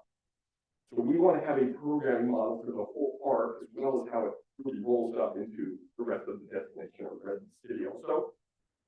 So I'm going to turn it back to Ryan here, just to confirm one thing about our fee process, right, and the fees that we have proposed, because one of the things we want to make sure was clear is that we believe this process is going to be successful. We believe that we will work together to select a developer who will, in fact, you know, if you will, support the values of Stone Mountain, and therefore we believe the negotiating process should go relatively smoothly. So Ryan, I'm going to turn it back to you on the last slide here. Thank you, everybody. We proposed a simple fee structure. It's a $250,000 fee that we invoice milestones all the way. It's a lump sum fee. We put together an 8-month schedule, and we see that you're on a journey. We want to take the journey with you as your partner, and as your guide, and we believe we'll be successful. Thank you very much. Thank you. Okay, thank you. All right, so now we'll start the questions process. I know that was a lot. Take a breather, but I saw all council were taking notes. So we'll start with post one. with your questions. And is somebody taking questions? Okay, all right, city clerk is taking. Councilor, I mean, all of you all did an exceptional job. I'm familiar with all three of you. Coming from a company that's very sustainable, environmentally friendly. My question would be how, in looking at this project as a whole, would you look at it from, because we're at a time in history as far as our environment. We know what's going on with the climate. And that when you incorporate this project, would you be mindful of making something that is definitely sustainable, environmentally friendly? We know that leadership in energy and environment design, that's what leading. And so I'm hoping that, I know that from your experience with other businesses, are you creating a hotel that holds sustainability elements, as well as a green space that also is sustainable as well? Because that's so important, because we know there's probably some other issues going on. We want to make sure that you all in this development are addressing those particular issues that pertain to the environment. Speak on that. Anyway. We're holding questions to the end. Is that all the questions you had? That was all. Is it? Okay, all right, post one, post two. Thank you for your presentations. I have a couple questions. One of them's a little abstract, so I'll be lax on your answer. But first off, I know a couple mentioned outreach. I want to know what your outreach looks like. And what the responsibility of your company, your firm would be in collaboration with our responsibility as a city. And the second one, this is the kind of more abstract one. The question I wrote down was, what type of research does your firm do to research projects in order to properly advise on appropriate architectural vernacular, maintaining culture and character? I know a couple of people mentioned culture and character. I think that resonates with this town a lot. Number one, the city is very protective of their spaces and are very concerned that a misstep could cause, that character to die. And we also are, as another example, and then I'll close. We have a film industry here, and a lot of that deals with historical cohesion. So, there's a lot. I'm glad that you all kind of mentioned how special this place is, because it is special, but there's just a lot to consider. And I think it's important to know how you go about that process to pull out those special qualities. Thank you. Does Councilman Margals need to repeat? I saw a few. Did everybody get the second? Okay. Okay, all right, got it. Okay. Got it. I can read it again if you guys need it, or you're okay. Okay, all right. Okay, thanks. Thank you, Attorney Couch. All right. Post three. So I appreciate all of your time, and I think that everyone in this room got a lot out of what all you presented, what all we can do for the city. Our main goal is to push a development that will be good for our town, and that we can get a revenue stream that can offset some of the tax base that our city has to put up with since we have no industry. So we're trying to build that in our city. That's all I really have to say. As I said, I very much appreciate everyone's time who came tonight, and everything that was put into it. I can tell there was a lot of effort put into it. I look forward to going further. Thank you. Okay, post four. That was great presentations. It did touch me when you experienced a sense of place of Stone Mountain. That is something I think all six of us up here strongly feel about, and a lot of our residents do too. And I think that's something you really do have to tap into, is how you draw that out and give that experience to, I think the mayor and I talked about, when people leave here, they carry that with them. Because we go home with it every night and we talk about it and we feel it. So how do you deliver that feeling in that development of that project? Everything in post 4? Okay, post 5? Yeah, thank you all for your presentations. Looking at the three, starting with timelines, I see from 22 weeks to 8 months to 18 months. So the timelines that y'all are suggesting seem to differ greatly between the three different companies here. With the timelines, of course, is cost. I see cost that one would be with a success fee and the monthly fee. We're talking about $600,000. I have a fee that's kind of undefined, and I have a $250,000 fee for the 8 months. So there's a lot of variance there. And then some things that I would ask or would be, I guess, three things.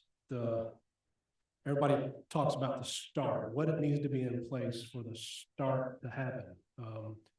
What concept design, what infrastructure, what starts the timeline for you? What does that look like? And then I guess more specifically into the scope of work that you provide. A lot of this is generalization, but I understand that it's a proposal, and then milestones. When y'all mention milestones and scope, if you could be a little bit maybe more telling on that. And then hopefully y'all maybe could provide names and contact numbers to our staff for ongoing and finished projects so that they can get references from the horse's mouth, so to speak. Thank you. Post 6? Yes, thank you so much for your presentation. I just have two things.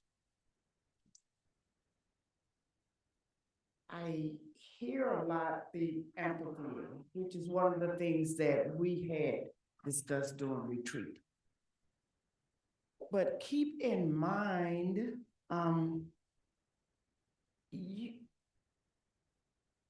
you gotta have something for our young people and the adults. I hear hotels, I hear vendors, but if you're not catering to all the age groups, it's a waste. My next thing is, I hope that you will keep in mind, as Councilmember Nunes says, this city means a lot to us.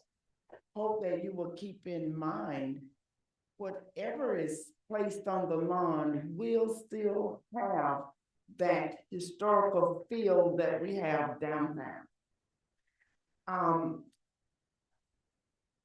We have a great history here, and I hate to see something put on the lawn that is gonna take away from that character. But thank y'all so much for your presentations. Is that everything on post 6? Okay. I gotta go last. So a couple of questions, and I guess it's for everybody. What size of team will you all be putting on this project if you are hired? So that's one question. Also, could you all speak a little bit more about your feasibility process? Because I heard in a lot of the presentations, that's kind of the first starting point to see if this project even pencils. So I'd like to hear a little bit more about your feasibility process. The next thing, kind of going with feasibility, is once we see that this project is feasible or not feasible, what does that marketing strategy look like? Like, how are you guys marketing and attracting the right people that fit our city in a sense of place? Also, if you all could speak to a little bit of your experience with historic districts. We are in the National Historic Registry. We are a historic district. So whatever project is proposed will have to get approved through our Historic Preservation Commission. So, you know, just want to get some of the experience there, if you all could speak to that. Also, and I know I'm asking a lot of questions, but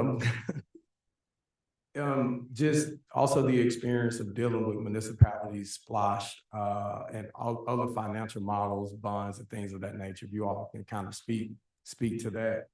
And then the last, I know JLL did not provide any examples, at least in this presentation that we were looking at. So maybe. Oh, okay, okay, got it.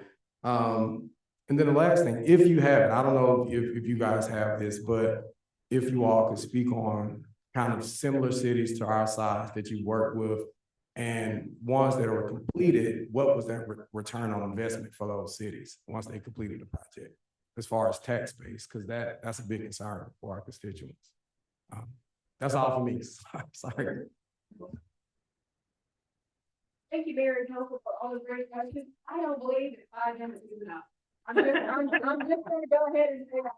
So I would like to invite some input, comments forward. If you'd like to hear from these folks, I know we have a lot to do on the agenda tonight, but it's a very big city. We would like to sort of wrap this up tonight. We really don't want to give something later that Andrew and I. May I suggest that we give you 10 or 15 more minutes each and then call and report for these. Sure. And if you give me a moment, Attorney Counsel, I want to look at the agenda, and I don't think council, are there any items on the agenda that are need to do today? And okay. Okay. I think the JBR thing is pretty important too. Okay. So JBR, so everything on the agenda is important. Pressing. So would you all be open to getting through the remainder of the agenda and leaving the remainder of the time in the meeting for them to speak, or do you want to, how you guys? I think they should speak. I don't think that we should. Okay, all right.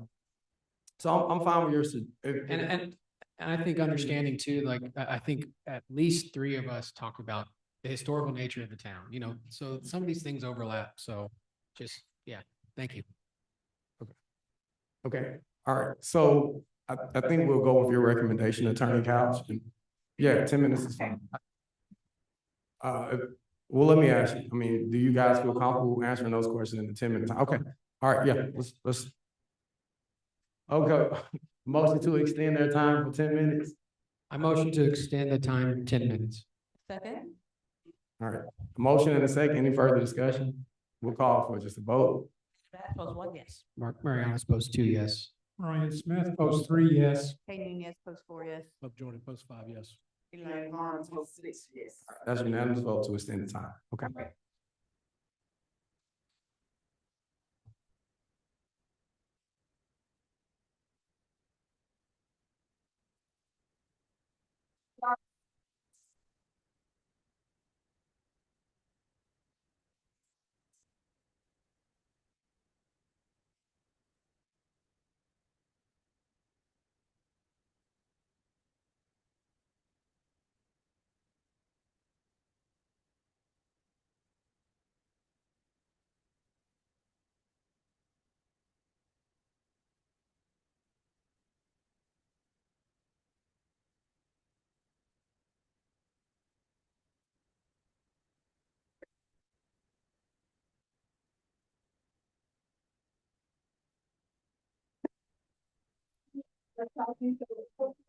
Hopefully got most of them. Team members.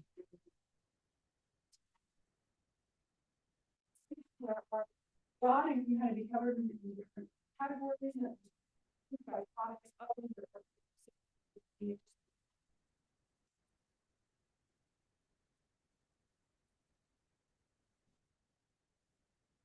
sorry.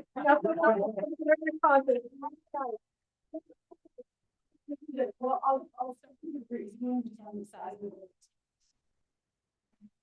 Roman, David Myers, they're really taking the experts. Back in the office, so to speak, focused on construction feasibility, financial consulting, graphic design, placemaking, research, really from soup to nuts, we bring a complete team to the table.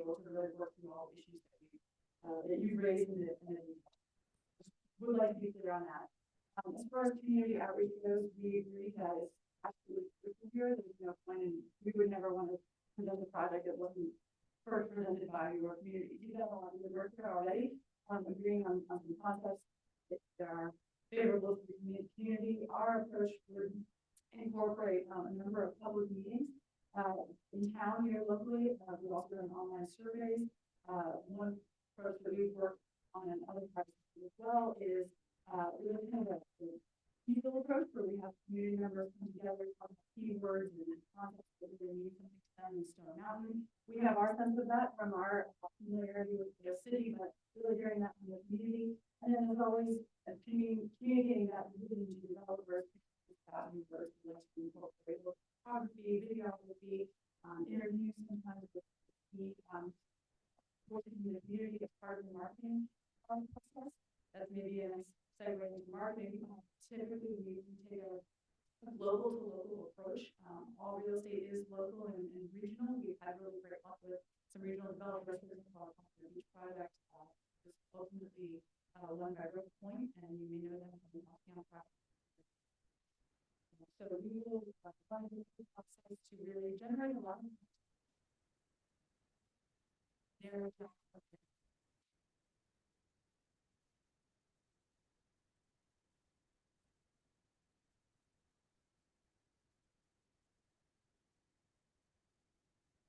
Or, we'll reinforce it again, we want to create a generational opportunity here.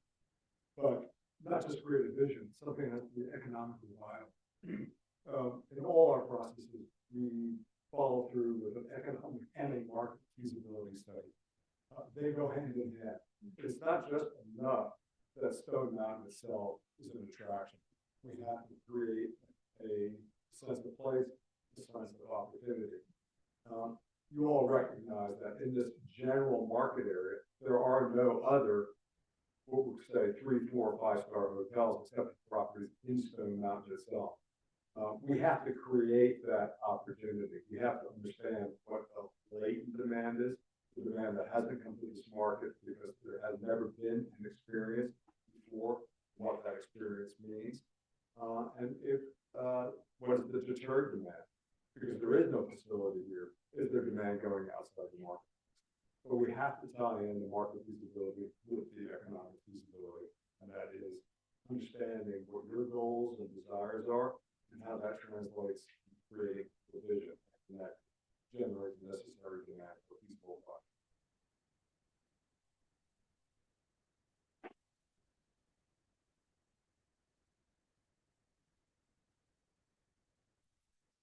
Thanks to answer the finance question, as well as the unique experience of Stone Mountain.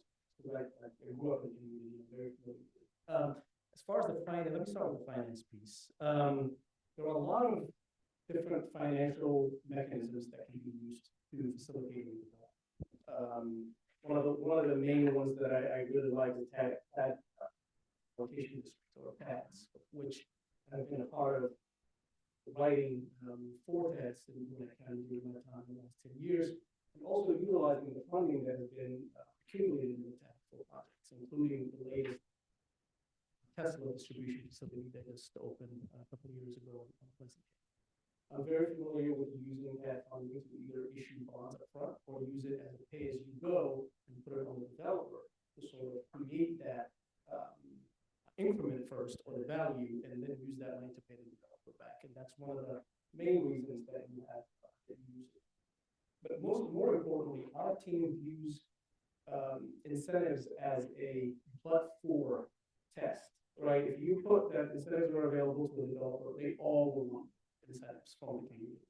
So our goal is first and foremost to protect the city's funds, to protect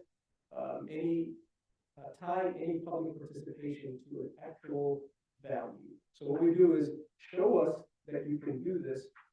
If you like the project that was proposed, unless you could show that the project does not happen without public participation, then we come to the table and we start having that conversation. If they cannot show that, then the public participation and public funding is protected. So one, first they have to pass that. And when it does, then there are a lot of options that we can use for bonds. Like I said, we can put it on the developer, show us the value you'll create, and only when you create that value, you'll use that value. And that is the most effective way that I have seen redevelopment use, especially in the past 5 years or so. The days of communities offering or issuing bonds up front and taking the risk that if the project doesn't go through or doesn't finish, they still owe that, that money comes due.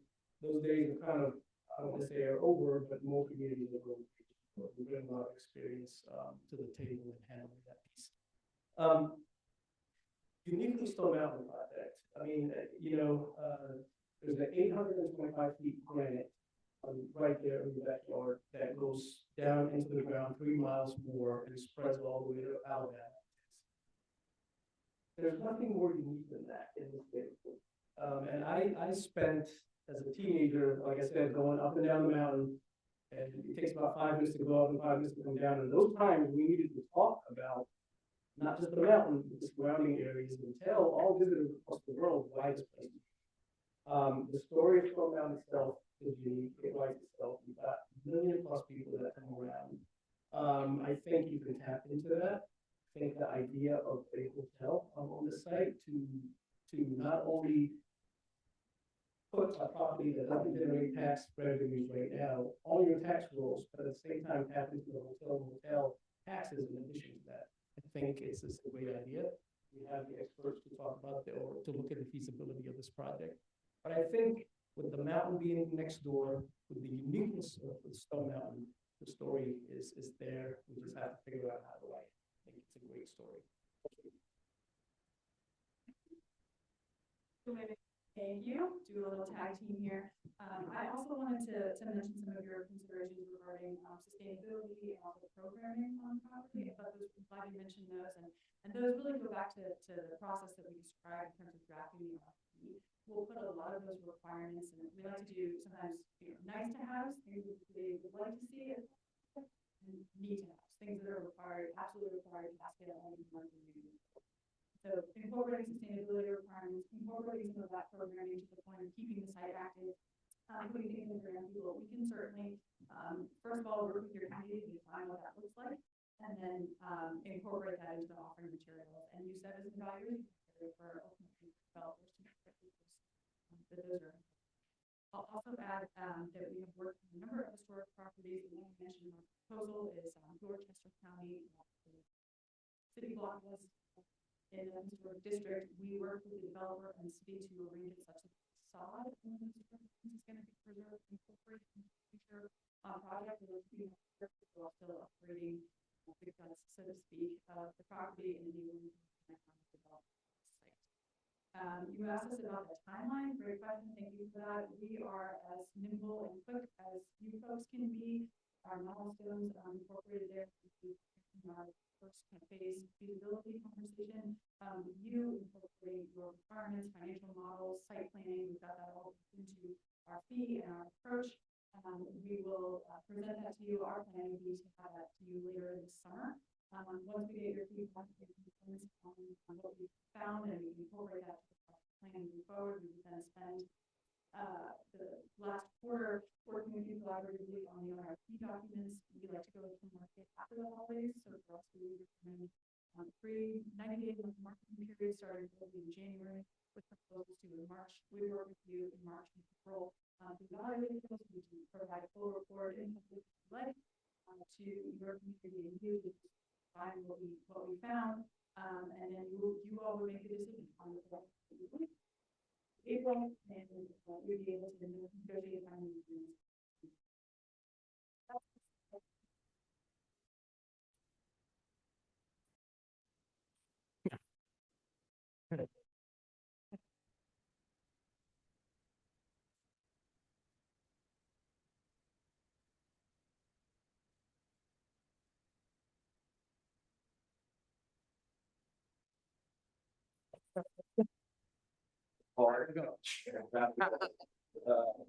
Quote one, environment. When I was talking about this notion of different things that are going to make up who the most successful proposer is, no doubt about sustainability. And so what we would do as a team is we would weight these things together. So we would come up with a weighting system together that said, how much weight are we gonna put towards sustainability? How much weight are we gonna put towards community benefits? How much weight are we gonna put towards economic impact? And of course, how much weight are we gonna put to financial performance and tax generation? So this group will actually weight those with us, and we'll suggest things, because the outcome of that process gives all of us a really united approach to success. So when someone walks up to you and says, what is success? Member of this community, you're able to say, here's what success is. And you can talk about all these factors that we all come up with together. So, two, what does outreach look like? Definitely there's integration, working together with the city staff on people. One of the things we're proud about with all the local players that we have is we know people from a development standpoint that maybe everybody here doesn't know. So we have our own part of the outreach, but we also want to make sure every part of the community is heard. Here's the reason, not just because everybody should be heard, but they're going to bring up things that we're going to go, hey, wait a minute, that's something that differentiates us from others. So we want every part of the community feeding in here, because we've been in those meetings, we have been in meetings where we're with a certain part of the community, and somebody says something, we go, you know what, let's figure out how we can celebrate that in the outcome here. And so we're definitely working together, but we want to make sure it's that all parts of the community are involved. Revolutionary Post 3, no doubt about it. But our pro forma, so this is before we ever talk to a developer. When we put our vision together, we do kind of I'm gonna call it master plan, but it's really a general plan. We're gonna be able to come to everybody here and say, this is what it should generate. So we're not necessarily just depending on them. So when we see proposals come back, we can validate that against what we already know. So yes, but we need to have an idea ourselves of what we think that potential is before, we go out and sort of listen to the private sector also, right? How do we, this whole point is simple place. I can't tell you how many sessions we've been in our visioning process is noted here, where people will walk into a room and we help facilitate the conversation, and they'll walk in thinking, I don't really know what the distinctive factors are. I live here, I love where I live, but I don't really know, because maybe I'm used to the things because I see them every day. So we work together to try to draw those out, so we really can create this sense of place. And I think it's vital. I mean, if we were here and the thing is done, and JLL is your partner, and you go, we're standing in this park and you could be anywhere, then we didn't do our job. So it really needs to be part of how we cultivate this idea of sense of place. How do we deliver it to the project? I think that comes from the visioning section.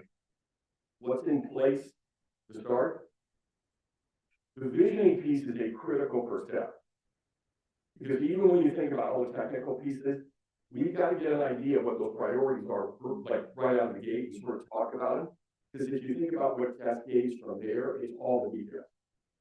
So when you get into the technical side of either the site or other issues, what fits on the site, you're still trying to look at it kind of underneath the vision. And you're saying, how does that fit into the vision versus going and then saying, does whatever we come up with actually fit into a vision? So vision is number one. In our opinion, this is how you get started. Okay? Milestones, we talked a little bit about providing references. We'll definitely, we can supply those in terms of those. Milestones, absolutely, after each of the scope steps that you see, there's a report out that says we had these meetings, here's what the community said, here's what our stakeholder process said. So there's a deliverable at each step that says here's the outcome. So everybody can see that. So what happened in the stakeholder piece? What happened in the market study? Everybody sees that as a deliverable. It's supposed to be the whole point about youth and that whole point about vibrancy. That was what we were talking about, right? Is we've got to have activities in the park all the time. And that's why I'm glad you mentioned this whole point about, what is this amphitheater, right? What we don't want it to be is something that, again, when there's not a performance, it's sort of dead space. We want to figure out, is there a way to make that something that really creates ongoing vibrancy? So this whole point about how does it appeal to young people, I think is a critical part of, again, the vision and going to the developers and saying, we want this. So tell us how you're going to execute here, because this is our vision. Together? Historic field, we talked a little bit about. Let's talk about historic field for a second. I'm going to turn over here to talk a little bit about a specific work that's been done in that sort of in the historic area. Sure. Yeah. Thank you. I think of the folks I'm kind of uniquely qualified in that sense, just because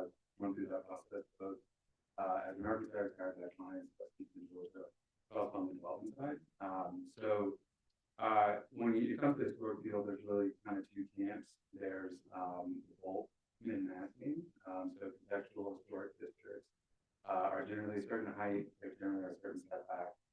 They have a certain feel, they have certain components.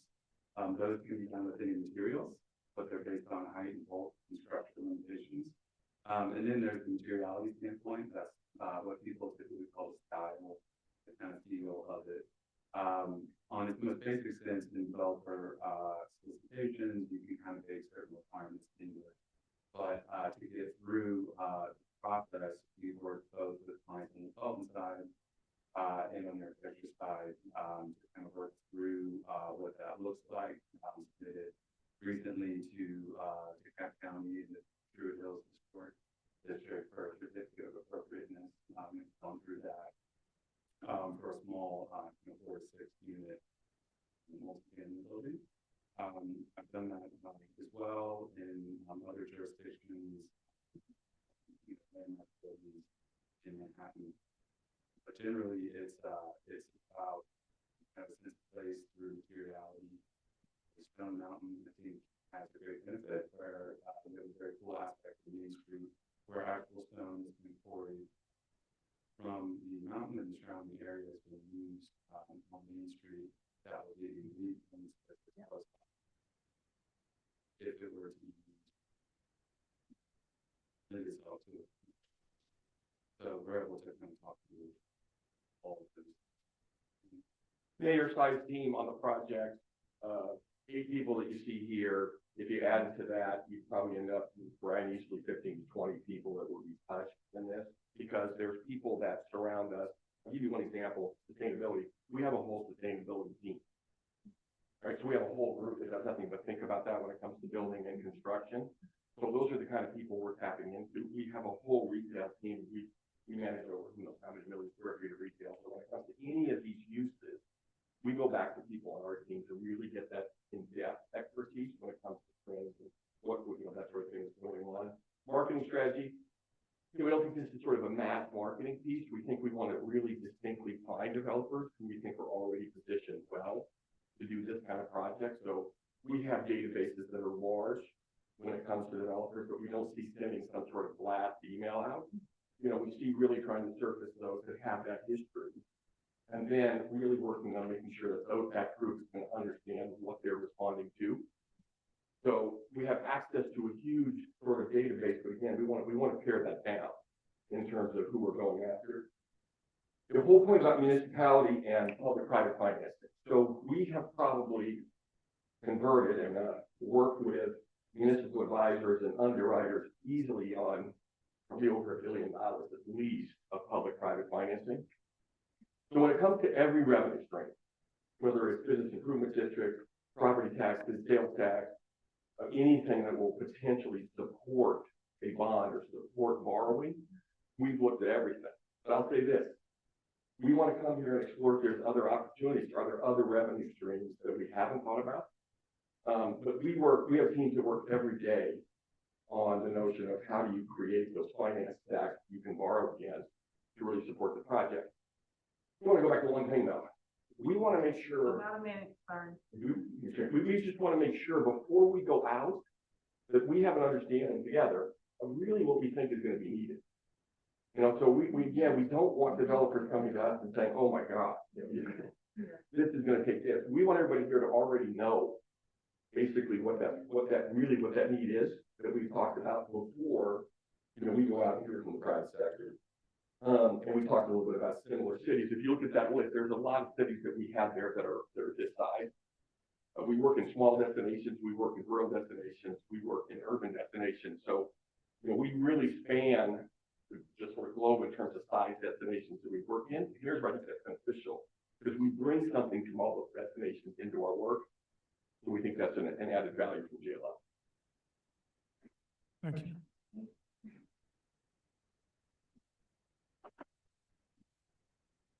PM. Thank you. I'm not sure I can answer all these questions today. So what I want to try to do though is answer what seemed to be the most important news.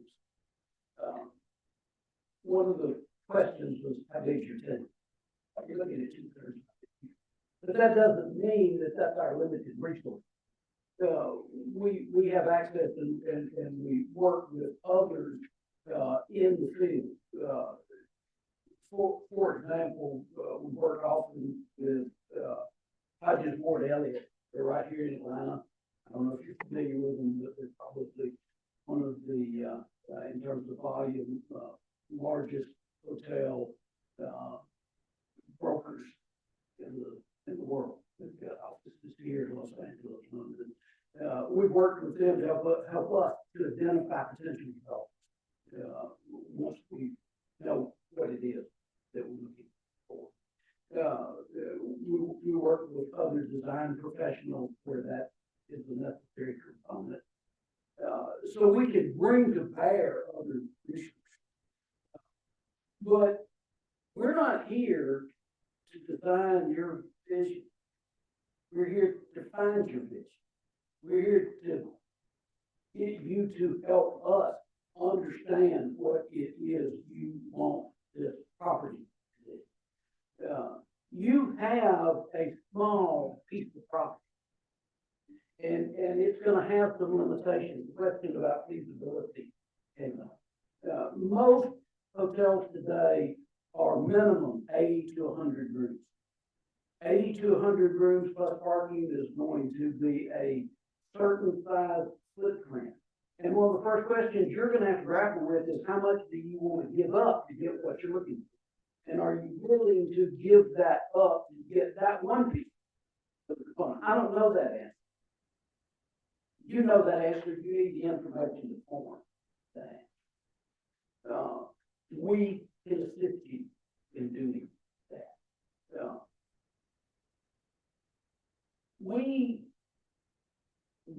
We can assist you. We do outreach, but I want to give you a word of caution. The camel is the animal that was designed by committee. There are a lot of voices, and you should hear those voices. At the end of the day, you as a group are the ones that have to decide what is best for the community as a whole. And so at some point you have to focus on what it is this property needs to be. Your character is not Stone Mountain. Your character is the people who live here. I have a good fortune of teaching downtown development authority law all around this state. And one of the questions we ask every class is, tell us what's unique about your community. And I'm not lying to you when I tell you every class has always, every person in every class has said, the people. Your people are what make your community what it is. Now, does your community have history? Absolutely, it has history. Does it have a certain architectural feature? Absolutely. There's a lot of clock in the buildings around your community. Do you want to honor that and reflect that? Absolutely. But another word of caution I would give you is you don't want to create a history that never existed before. You don't want everything in Stone Mountain to be antebellum style. And so what you do with that property has got to be unique to what that property is going to be. You can honor those traditions. You can honor the character of your community, but you want to make it unique. Historic preservation. We've worked on a number of historic projects in the past. Matter of fact, one of the first projects we ever did was Waycross, Georgia, where we actually took a historic hotel, converted it into a corporate office building. We leveraged for the community over $1 million in historic tax credits in that project. We worked with the city of Clark up the road. They had a fire in their downtown, and 5 of their downtown buildings were destroyed. And they wanted to rebuild it, and the property owners didn't want to. And we were able to help them and their downtown development authority actually become their own developer. And they rebuilt those buildings. And they rebuilt them using, again, historic tax credits as part of their financial structure over $1 million in this. We understand historic preservation, we understand, you know, you're not gonna get historic tax credits off. But we understand those concepts, we work with them, all the time. Financing, city financing, the only thing I can tell you tonight is that there will be multiple sources of financing in this project. There will be public financing in the public components of that. It could be SPLOST, it could be CDBG, it could be, hotel motel tax, it could be any number of different ways. It's going to take a little more knowledge about what it is you want to do, how much it's gonna cost, and then where do you find the funds to accomplish that. But we're we think uniquely equipped to help you do that. I teach funding level 1 and funding level 2 for the Georgia Downtown Association of the Carl Vinson Institute in training downtown professionals. We understand funding and how to put funding together.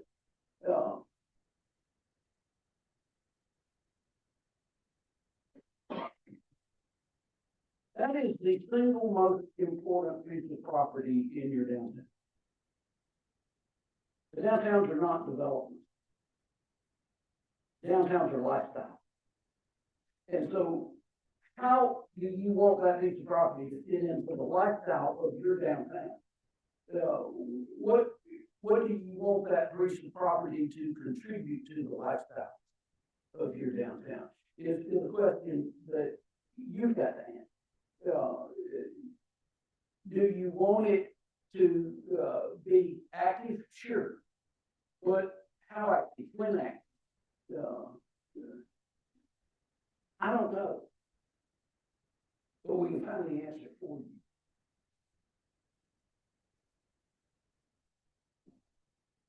One of the questions that was asked is, what needs to be in place for things to start? The number one thing that needs to be in place for things to start is a clear vision by the city and the city leaders of what it is you want to accomplish with this. Is it bringing more people into Stone Mountain? That certainly appears to be a large portion of that.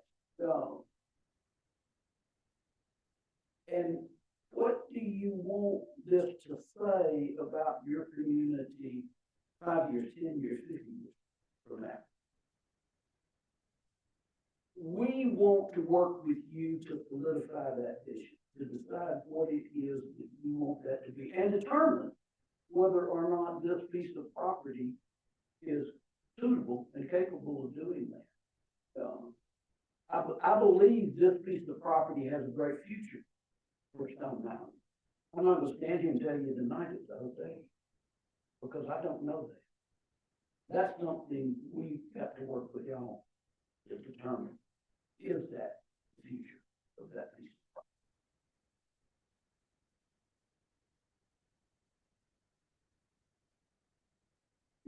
I'm looking at all of these questions, trying to think the next most important. About 1 minute. All right, timelines. What's the difference in the timeline? The difference in the timeline is the process in you. None of us can tell you tonight how long this is going to take. I will tell you one fact that I have found to be very true, that from the time you choose your consultant till the time the shovel turns in the ground will be a minimum of 2 years. Now, that's simply because it's going to take you that long. Not the private sector, but it's going to take you that long for you to touch all the bases and to do all the things that you need to do to make it feasible possible.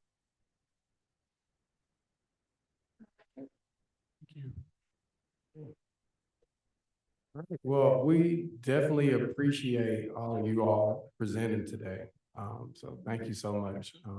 We're gonna move forward with our agendas now, 9 o'clock, so.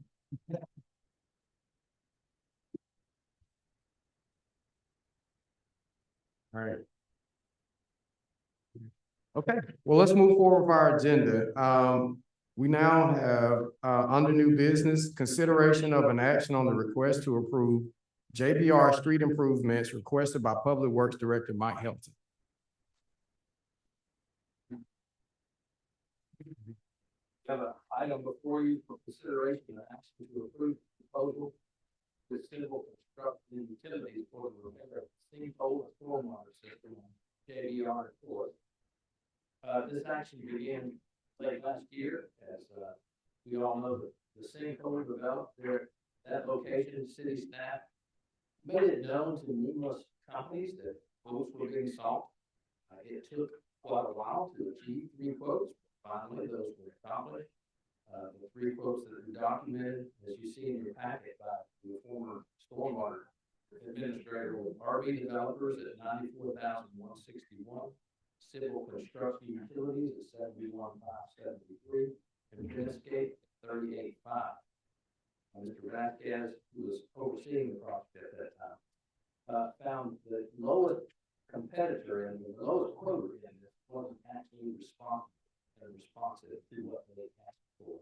And that was a detailed breakdown cost. And the thought, and I concurred, and so did the engineers, that it's wide opening the city to Cambridge if we don't detail breakdown cost of the project. So the next quote company, price-wise, the next highest was, the next lowest was Civil Construction and Utilities. And at that time, when all of them were acquired, I then was on staff and directed the stormwater administrator at that time to go ahead and consult the city engineer because he had not been consulted in this case specifically. I wanted to ensure again that though the companies had engineers, I prefer that the city's engineers design engineer. And so our engineer did look at it. He worked with that company that was the lowest responsive bidder, and the engineer for us said we need to put more stormwater controls in. So that added to that quote was $2,650. And what you see for the prices tonight is $74,223. I put both the quotes in there just for transparency. The one that was started and the one that was added to by our engineer. And then we would recommend the motion to approve the quote proposal from Civil Construction for the repair of this sinkhole in that amount. And if it is approved by council that they could begin in approximately 4 weeks, and weather pending, then they could get the project finished in about 3 weeks. And SPLOST is your stormwater SPLOST. Phase 2. 2, okay, just want to. Okay, so we'll start with questions unless there's a motion, but we'll start with questions, start with post 1. Or you want to make a motion? I'll make a motion. I make a motion to approve the JBR street improvements. There's a motion and a second, and we'll go with discussion, start with post 1.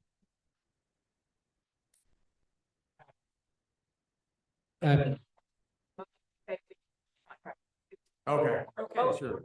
So I think we do need to be specific. That motion would be for quote proposal for civil construction utilities in the amount of $74,223. I got it. So let me start over. Move to approve the JBR stormwater street improvements by Civil Construction Utilities LLC at a cost of $74,223.40. All right, there's a motion and a second. We'll start with discussion, post 1. Post 2. I have no discussion. 3. I have a couple of questions that I think you can answer, please, Mr. Helton. I looked through the description of work, and they're going to use 24-inch pipe, plastic pipe. That's correct. So they say that they connect those with some type of friction that they use to connect them with. It didn't sound like a welding. My main question is, do we have, I know this must be done for many reasons, I mean, many different municipal counties. How do they sure that those connections don't come loose? All engineers, when we left over this process, well, make sure it's done correctly. This staff has an engineer and they do this process. So, I'm going to assure, I'm not sure of the instructions. Okay, I wasn't trying to put you in I just thought you might know. I mean, I wasn't trying to put you on the spot. The other question I had is, this goes from Ridge Road down to Forest? Forest, straight across the street. Straight across the street. And from that point on, it's good? Okay. We have some more problems up there. Okay. With the JBR, not as severe, of course, but we know we're gonna have to deal with it, which city manager and I have been talking about. If we do JBR, we've got to think about some storm before we take the road. Yeah, and the last question I had is that in the quotes, they talk about repaving, they're gonna have to cut open the asphalt, and then they talk about repaving that. Is that a waste of money since we're gonna repave JBR in the near future? I don't think so, no, sir. I think it's important that we put it back to the spec that it should be. And if it needs to be relooked at when we're resurfacing the rest of it again, so be it. That will be the most secure portion. Thank you. All right. Post 4, Questions? post 5. Yeah, I think, Councilmember Smith asked, yeah, I guess the other question, have you worked with, civil construction before? I came on when we were finishing the McCurdy Park project. That's the only project I've done with it. I think the city has worked with them in the past, but I know Mr. Vasquez. They finished our McCurdy Park project. Most recently. Yes. But they came in and redid some more, with some final touch-ups. And, but they didn't, you know, the water's flowing, it's operating as it's supposed to. Yes. Post 6. There is a motion and a second. We'll call for the vote. Mark Mariano, post 2, yes. Ryan Smith, post 3, yes. Kay Nunez, post 4, yes. Up joint, post 5, yes. Elaine Vaughn, post 6, yes. Okay, that's a unanimous vote for consideration of an action on the request to approve JBR street improvements requested by Public Works Director Mike Helton. All right, moving forward, we have the consideration of an action on the request for an agreement with A&A Wildlife and Home Solutions to perform rodent removal and exclusion services for the historic depot. This action will provide for removal and exclusion services for the depot and ensure that both types of rodents that we have active in our depot are removed and prevented from re-entry. Staff did contact 6 companies regarding our service request. We acquired 3 quotes from services from companies that have the appropriate license. Squirrels require a separate license than the other. But we got a quote from Terminex at $37.72 and 75 cents. Active Pest Control at $6,270, and A&A Wildlife and Home Solutions for $3,000. Staff is recommending an agreement with A&A Wildlife and Home Solutions, and if approved, the work could begin in about a week. They will include, if you're familiar with the depot construction in the areas around the top of the depot, it already has some wire mesh inside that red wood that you see there. It will include work that will help the prevention of it's going to close up a lot of holes where we currently have the ability to squirrel to get it. In fact, there's a snapshot of 1 mile and a half of the fish up there. They're abundant. They're making their homes in there. So we do recommend the approval of that agreement in the amount of $3,000. And that funding will come from SPLOST. I'll make a motion to consideration of an action on a request for an agreement with A&A Wildlife and Home Solutions to perform rodent removal and exclusion service for historic depot. A second. All right, there's a motion and a second. Any further discussion starting with post one? No. I just had a quick question. I know that, I'm glad that we're getting this done because this is something that's been needing to get done for a long time, but, there's a whole bunch of other issues with, you're, especially the south side of the depot. Is that not more of a large picture kind of project, or, I mean, do you understand what I'm trying to ask? We're doing the whole depot with this service. We're gonna secure it all. The portion that, if you go in the back side of the depot from DMC side, they're actually going in the right side. The south side. They're going in that, there's some roof area where they can. Is this the beginning of sort of cleaning out the entire depot? Okay. Even outside, I'm talking about like removal, like demo stuff too.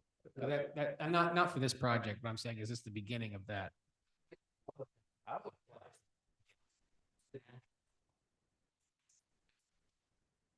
Photo. These rodents chewed through the wires, that it damaged any of the structure. So we need to start fixing that and then look at security south side of it. What you may desire. Okay, great. Thank you. But they will give us a snapshot. What can they do? Thank you. So my only question was, as I was reading through the proposals that we're giving, it sounds like that the squirrels or the rodents travel from one side to the other. They're going to block that off so that we. No, so they won't have to, they will remove them and prevent them from coming back in. So whatever other structure is there or not in place, they won't have to have. Because there won't be any roads. Okay, it won't be able to, they're already, all three of them have already evaluated the structure of the whole. But the slide and go.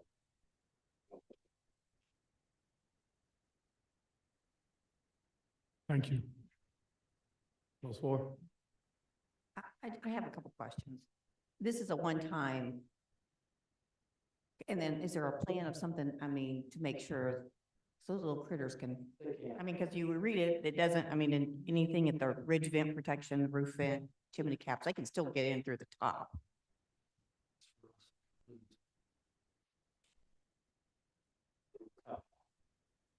Verified, we have something. They waived the 195.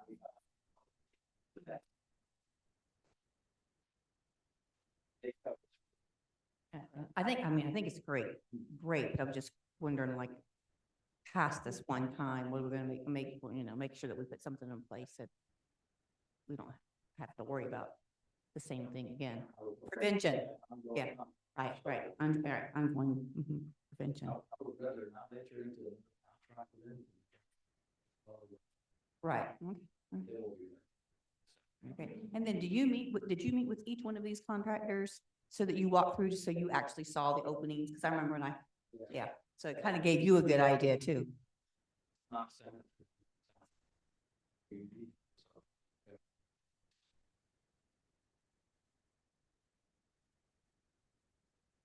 All right, thank you, Mike.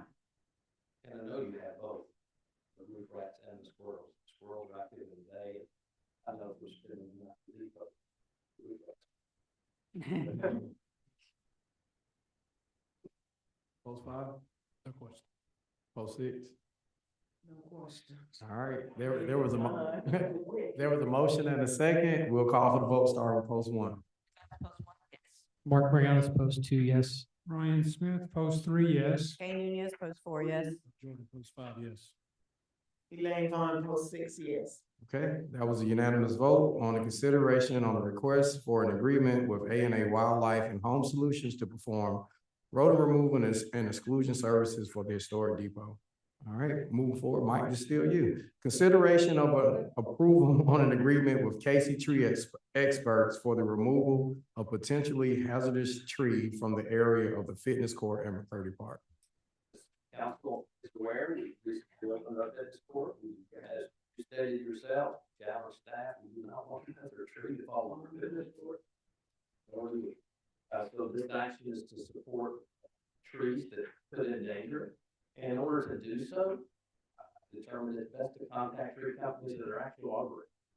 They know the trees, they know how high the trees, how high the trees may get, all the dangers composed by the trees of various types of nature. And so I approached 3 companies, figured, got 3 different answers.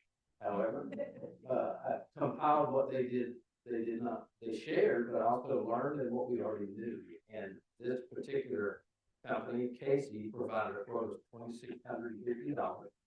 Crabapple Landscape is $2,857.08, and a ArborTech tree specialist was $8,200. And the specific quote I thought was most applicable, most fitting for ours, is addressing what was the most serious trees, and those are the ones on the bank near the park.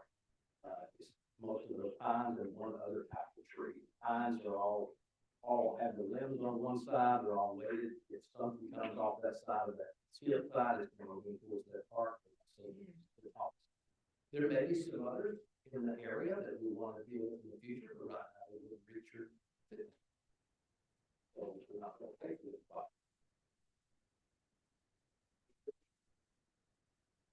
We did listen to everything that the arborist stated, and 2 out of 3 of them will agree on something that I tend to see the same thing they are as well. And so our recommendation is the Casey tree experts for the removal of the various trees and propose a hazard around in the amount of the $2,650, and that funding source would be SPLOST 2. So I move to approve the agreement with Casey Tree Experts for the removal of the hazardous trees around the fitness court at McCurdy Park. Second. There's a motion and a second. We'll start with discussion. Post 1. No questions for me. No questions from me. Of course, I have a question. The only reason why I have questions is that all 3 quotes had a different number of trees. I paid more for 1 tree in my yard than what we're paying for 6 trees. So, yeah, so I'm just making sure that we made that decision on, since there was such a wide variety difference in the number of trees. That is the right role, the right quote for the trees that we're have an issue with. Yes, and if you stood on that court and you looked around, and you just simply look up, and you of course know what kind of tree already hit you want. That's clue number 1. And then see the same tree on that back. And then you see the way the sun is fueling the tree growth and all the limbs on it. With all the explanations from the arborist, I concur that this one is right. It's not that some of the other trees couldn't come down, but as one of them stated, if you have a tornado, there's no rules. They're twisting trees and throwing back. However, just normal weather, straight line winds, general thunderstorms that we get. Risk for that for is that.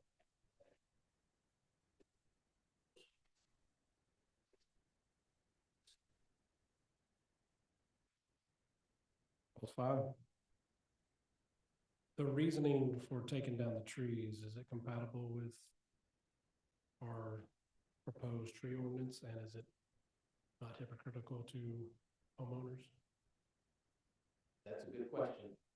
And we acted based upon what council's desire was, and if we want to get that risk out, that's what's identified to us.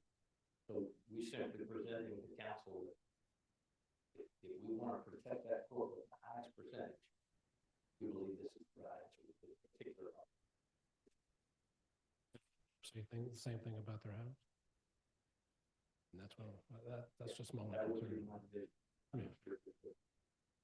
All right, thank you. All right, no comments on post 6. We have a motion and a second. We'll call for the vote starting with post 1. Anita Bass, post 1, yes. Mark Marianos, post 2, yes.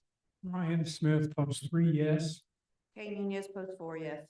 Up to post 5, yes. Elaine Barnes, yes.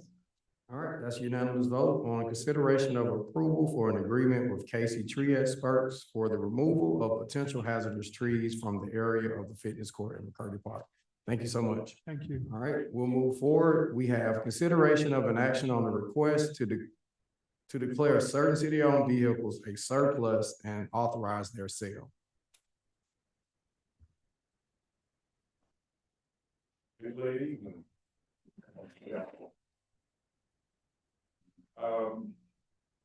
I am asking the council to authorize the surplus sale of 3 vehicles that were cycling out of service. 2018 Interceptor van, which is a Taurus, and 2 Explorers, one of 2018 and one of 2015. They have done their call, their duty over the years. We have replacements en route, but I wanted to go ahead and get these pushed forward so that we can get them sold and get that money back in our pockets. So I've moved to declare certain city-owned vehicles as surplus. Is that good enough, or do you want? You just say the 3 that are listed in the agenda. Okay. Move to declare the 3 vehicles in the agenda package to be listed as surplus and authorize their sale. A second? We have a motion and a second. We'll start with discussion, post 1. Question. Okay, so that'll go back to the fund, which that code pertains to the police department, correct? Right, yeah, this is a revenue line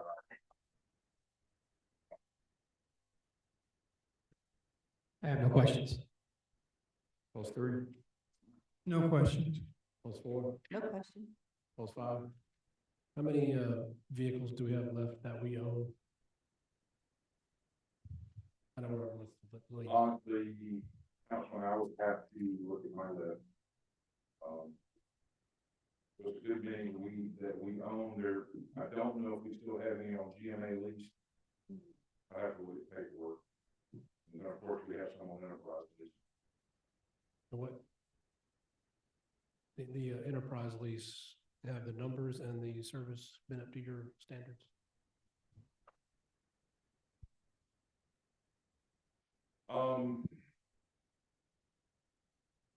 I think the level of service through enterprise has been pretty good. We have to keep an eye on some of the third-party vendors that see a government vehicle and want to see how they can make the estimate for repairs. Is that enterprise problem or a city problem? No, it's well, it's obviously our problem because we got to check behind them and make sure that it's not getting, Enterprise had the system in place to give us the best deals.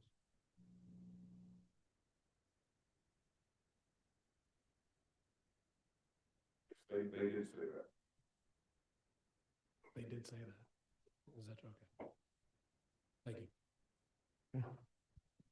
Post 6.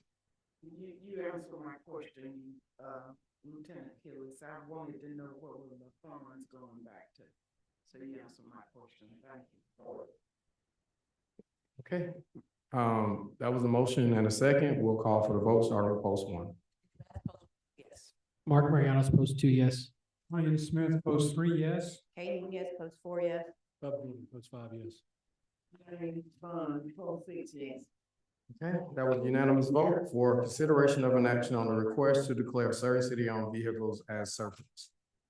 Moving on to new ordinance and resolutions, we have resolution 2026-07, support of the city of Milton.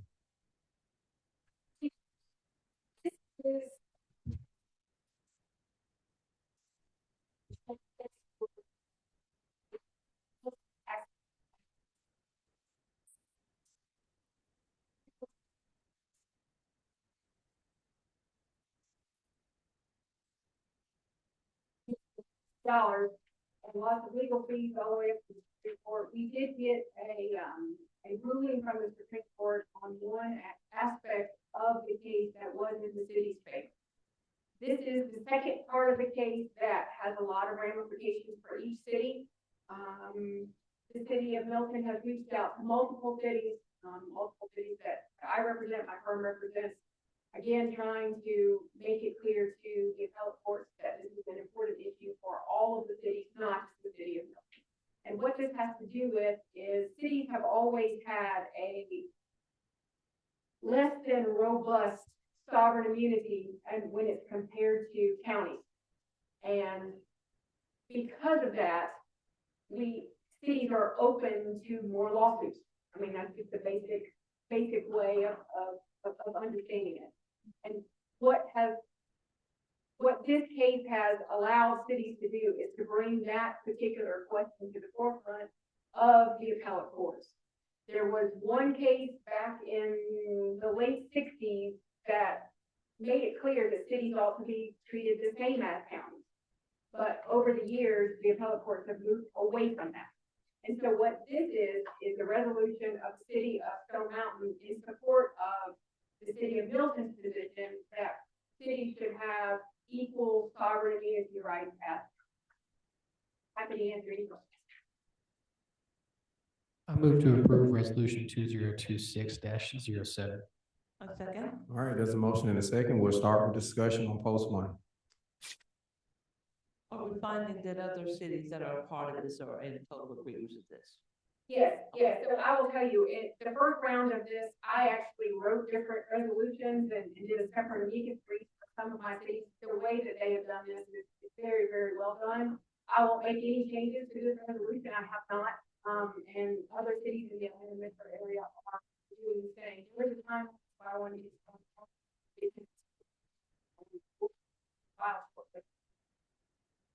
Post two. Oh, I have no questions. Thank you.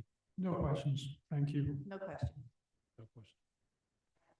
Okay, there's a motion and a second. We'll call for the vote. Devassos post one, yes.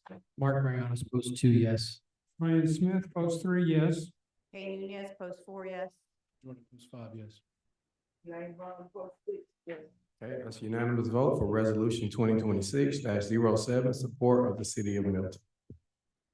All right, next we have ordinance, under new ordinance and resolutions number 3, well, I guess it's number 2 now. Ordinance 2026-04, loitering amendment by Police Chief James Westerfield. Good evening, Mayor and Council again. Presenting for the second reading for proposed amendment chapter 17, article 5, section 17-101, regarding loitering being changed and updated to loitering problem. Since the first reading, there have been no changes to this ordinance presented. As previously outlined, this amendment aligns with the city's code with Georgia law under OCGA 161136, which strengthens legal dispensability and provides clear statutory guidances for officers in the field. It also ensures consistency with the surrounding CAB jurisdictions while maintaining constitutional safeguards, including the requirements to provide individuals an opportunity to dispel alarm prior to enforcement action when practical. This is no fiscal impact or implementation will be within existing department resources. At this time, I respectfully request the approval of this ordinance presented. I'll make a motion to approve ordinance 2026-04, the loitering amendment. I second. There's a motion and a second. We'll start discussion with post 1. I have no questions. No questions, Chief. No questions. No question. All right, we'll call for the vote. Devassos post 1, yes. Mark Marianas, post 2, yes. Ryan Smith, post 3, yes. Kay Nunez, post 4, yes. Up Jordan post 5, yes. Diane Vaughn, post 6, yes. Okay, that's unanimous vote to approve ordinance 2026-04. Next ordinance on the agenda is ordinance 2026-05, curfew regulations. Before you tonight is the second read for the proposed amendment for chapter 17, article 1, section 17-38 of the city code relating to the juvenile curfew ordinance. This item is being presented with no changes from the first reading. As previously outlined, the amendment advances the curfew hours 1 hour establishing 9 PM starting on Sunday through Thursday and 10 PM on Friday and Saturday while preserving all existing exemptions. This approach will continue to implement through a balanced education first enforcement model and emphasizing parental notification and community awareness with progressive enforcement to repeated violators. At this time, I respectfully request mayor and council to consider adoption, and I'm available for any questions that we may have. I move to approve ordinance 2026-05. Second. All right, we got a motion and a second. The city clerk record the second. All right, any discussion, we'll start with post one. All right. Any discussion, start with post one? I have no discussion. No questions. Thank you.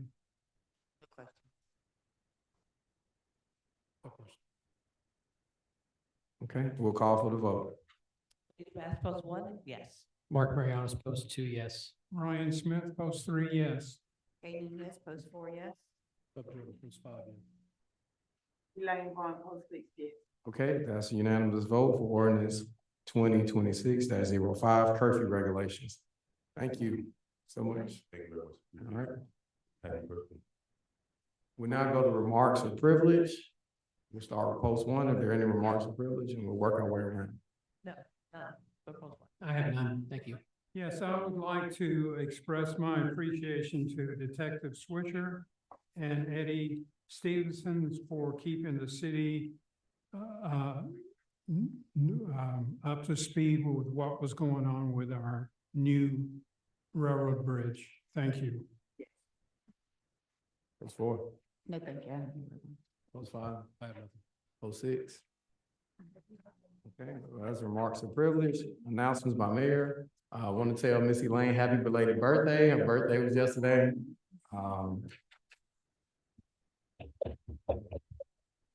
Just thank you everyone for being here. This was a long agenda. We got through it before 10 o'clock. There's no executive session, so is there a motion to adjourn? I second it. Who's seconding that? You all second. All right, we all second it. All right, I don't think there's any discussion. All in favor?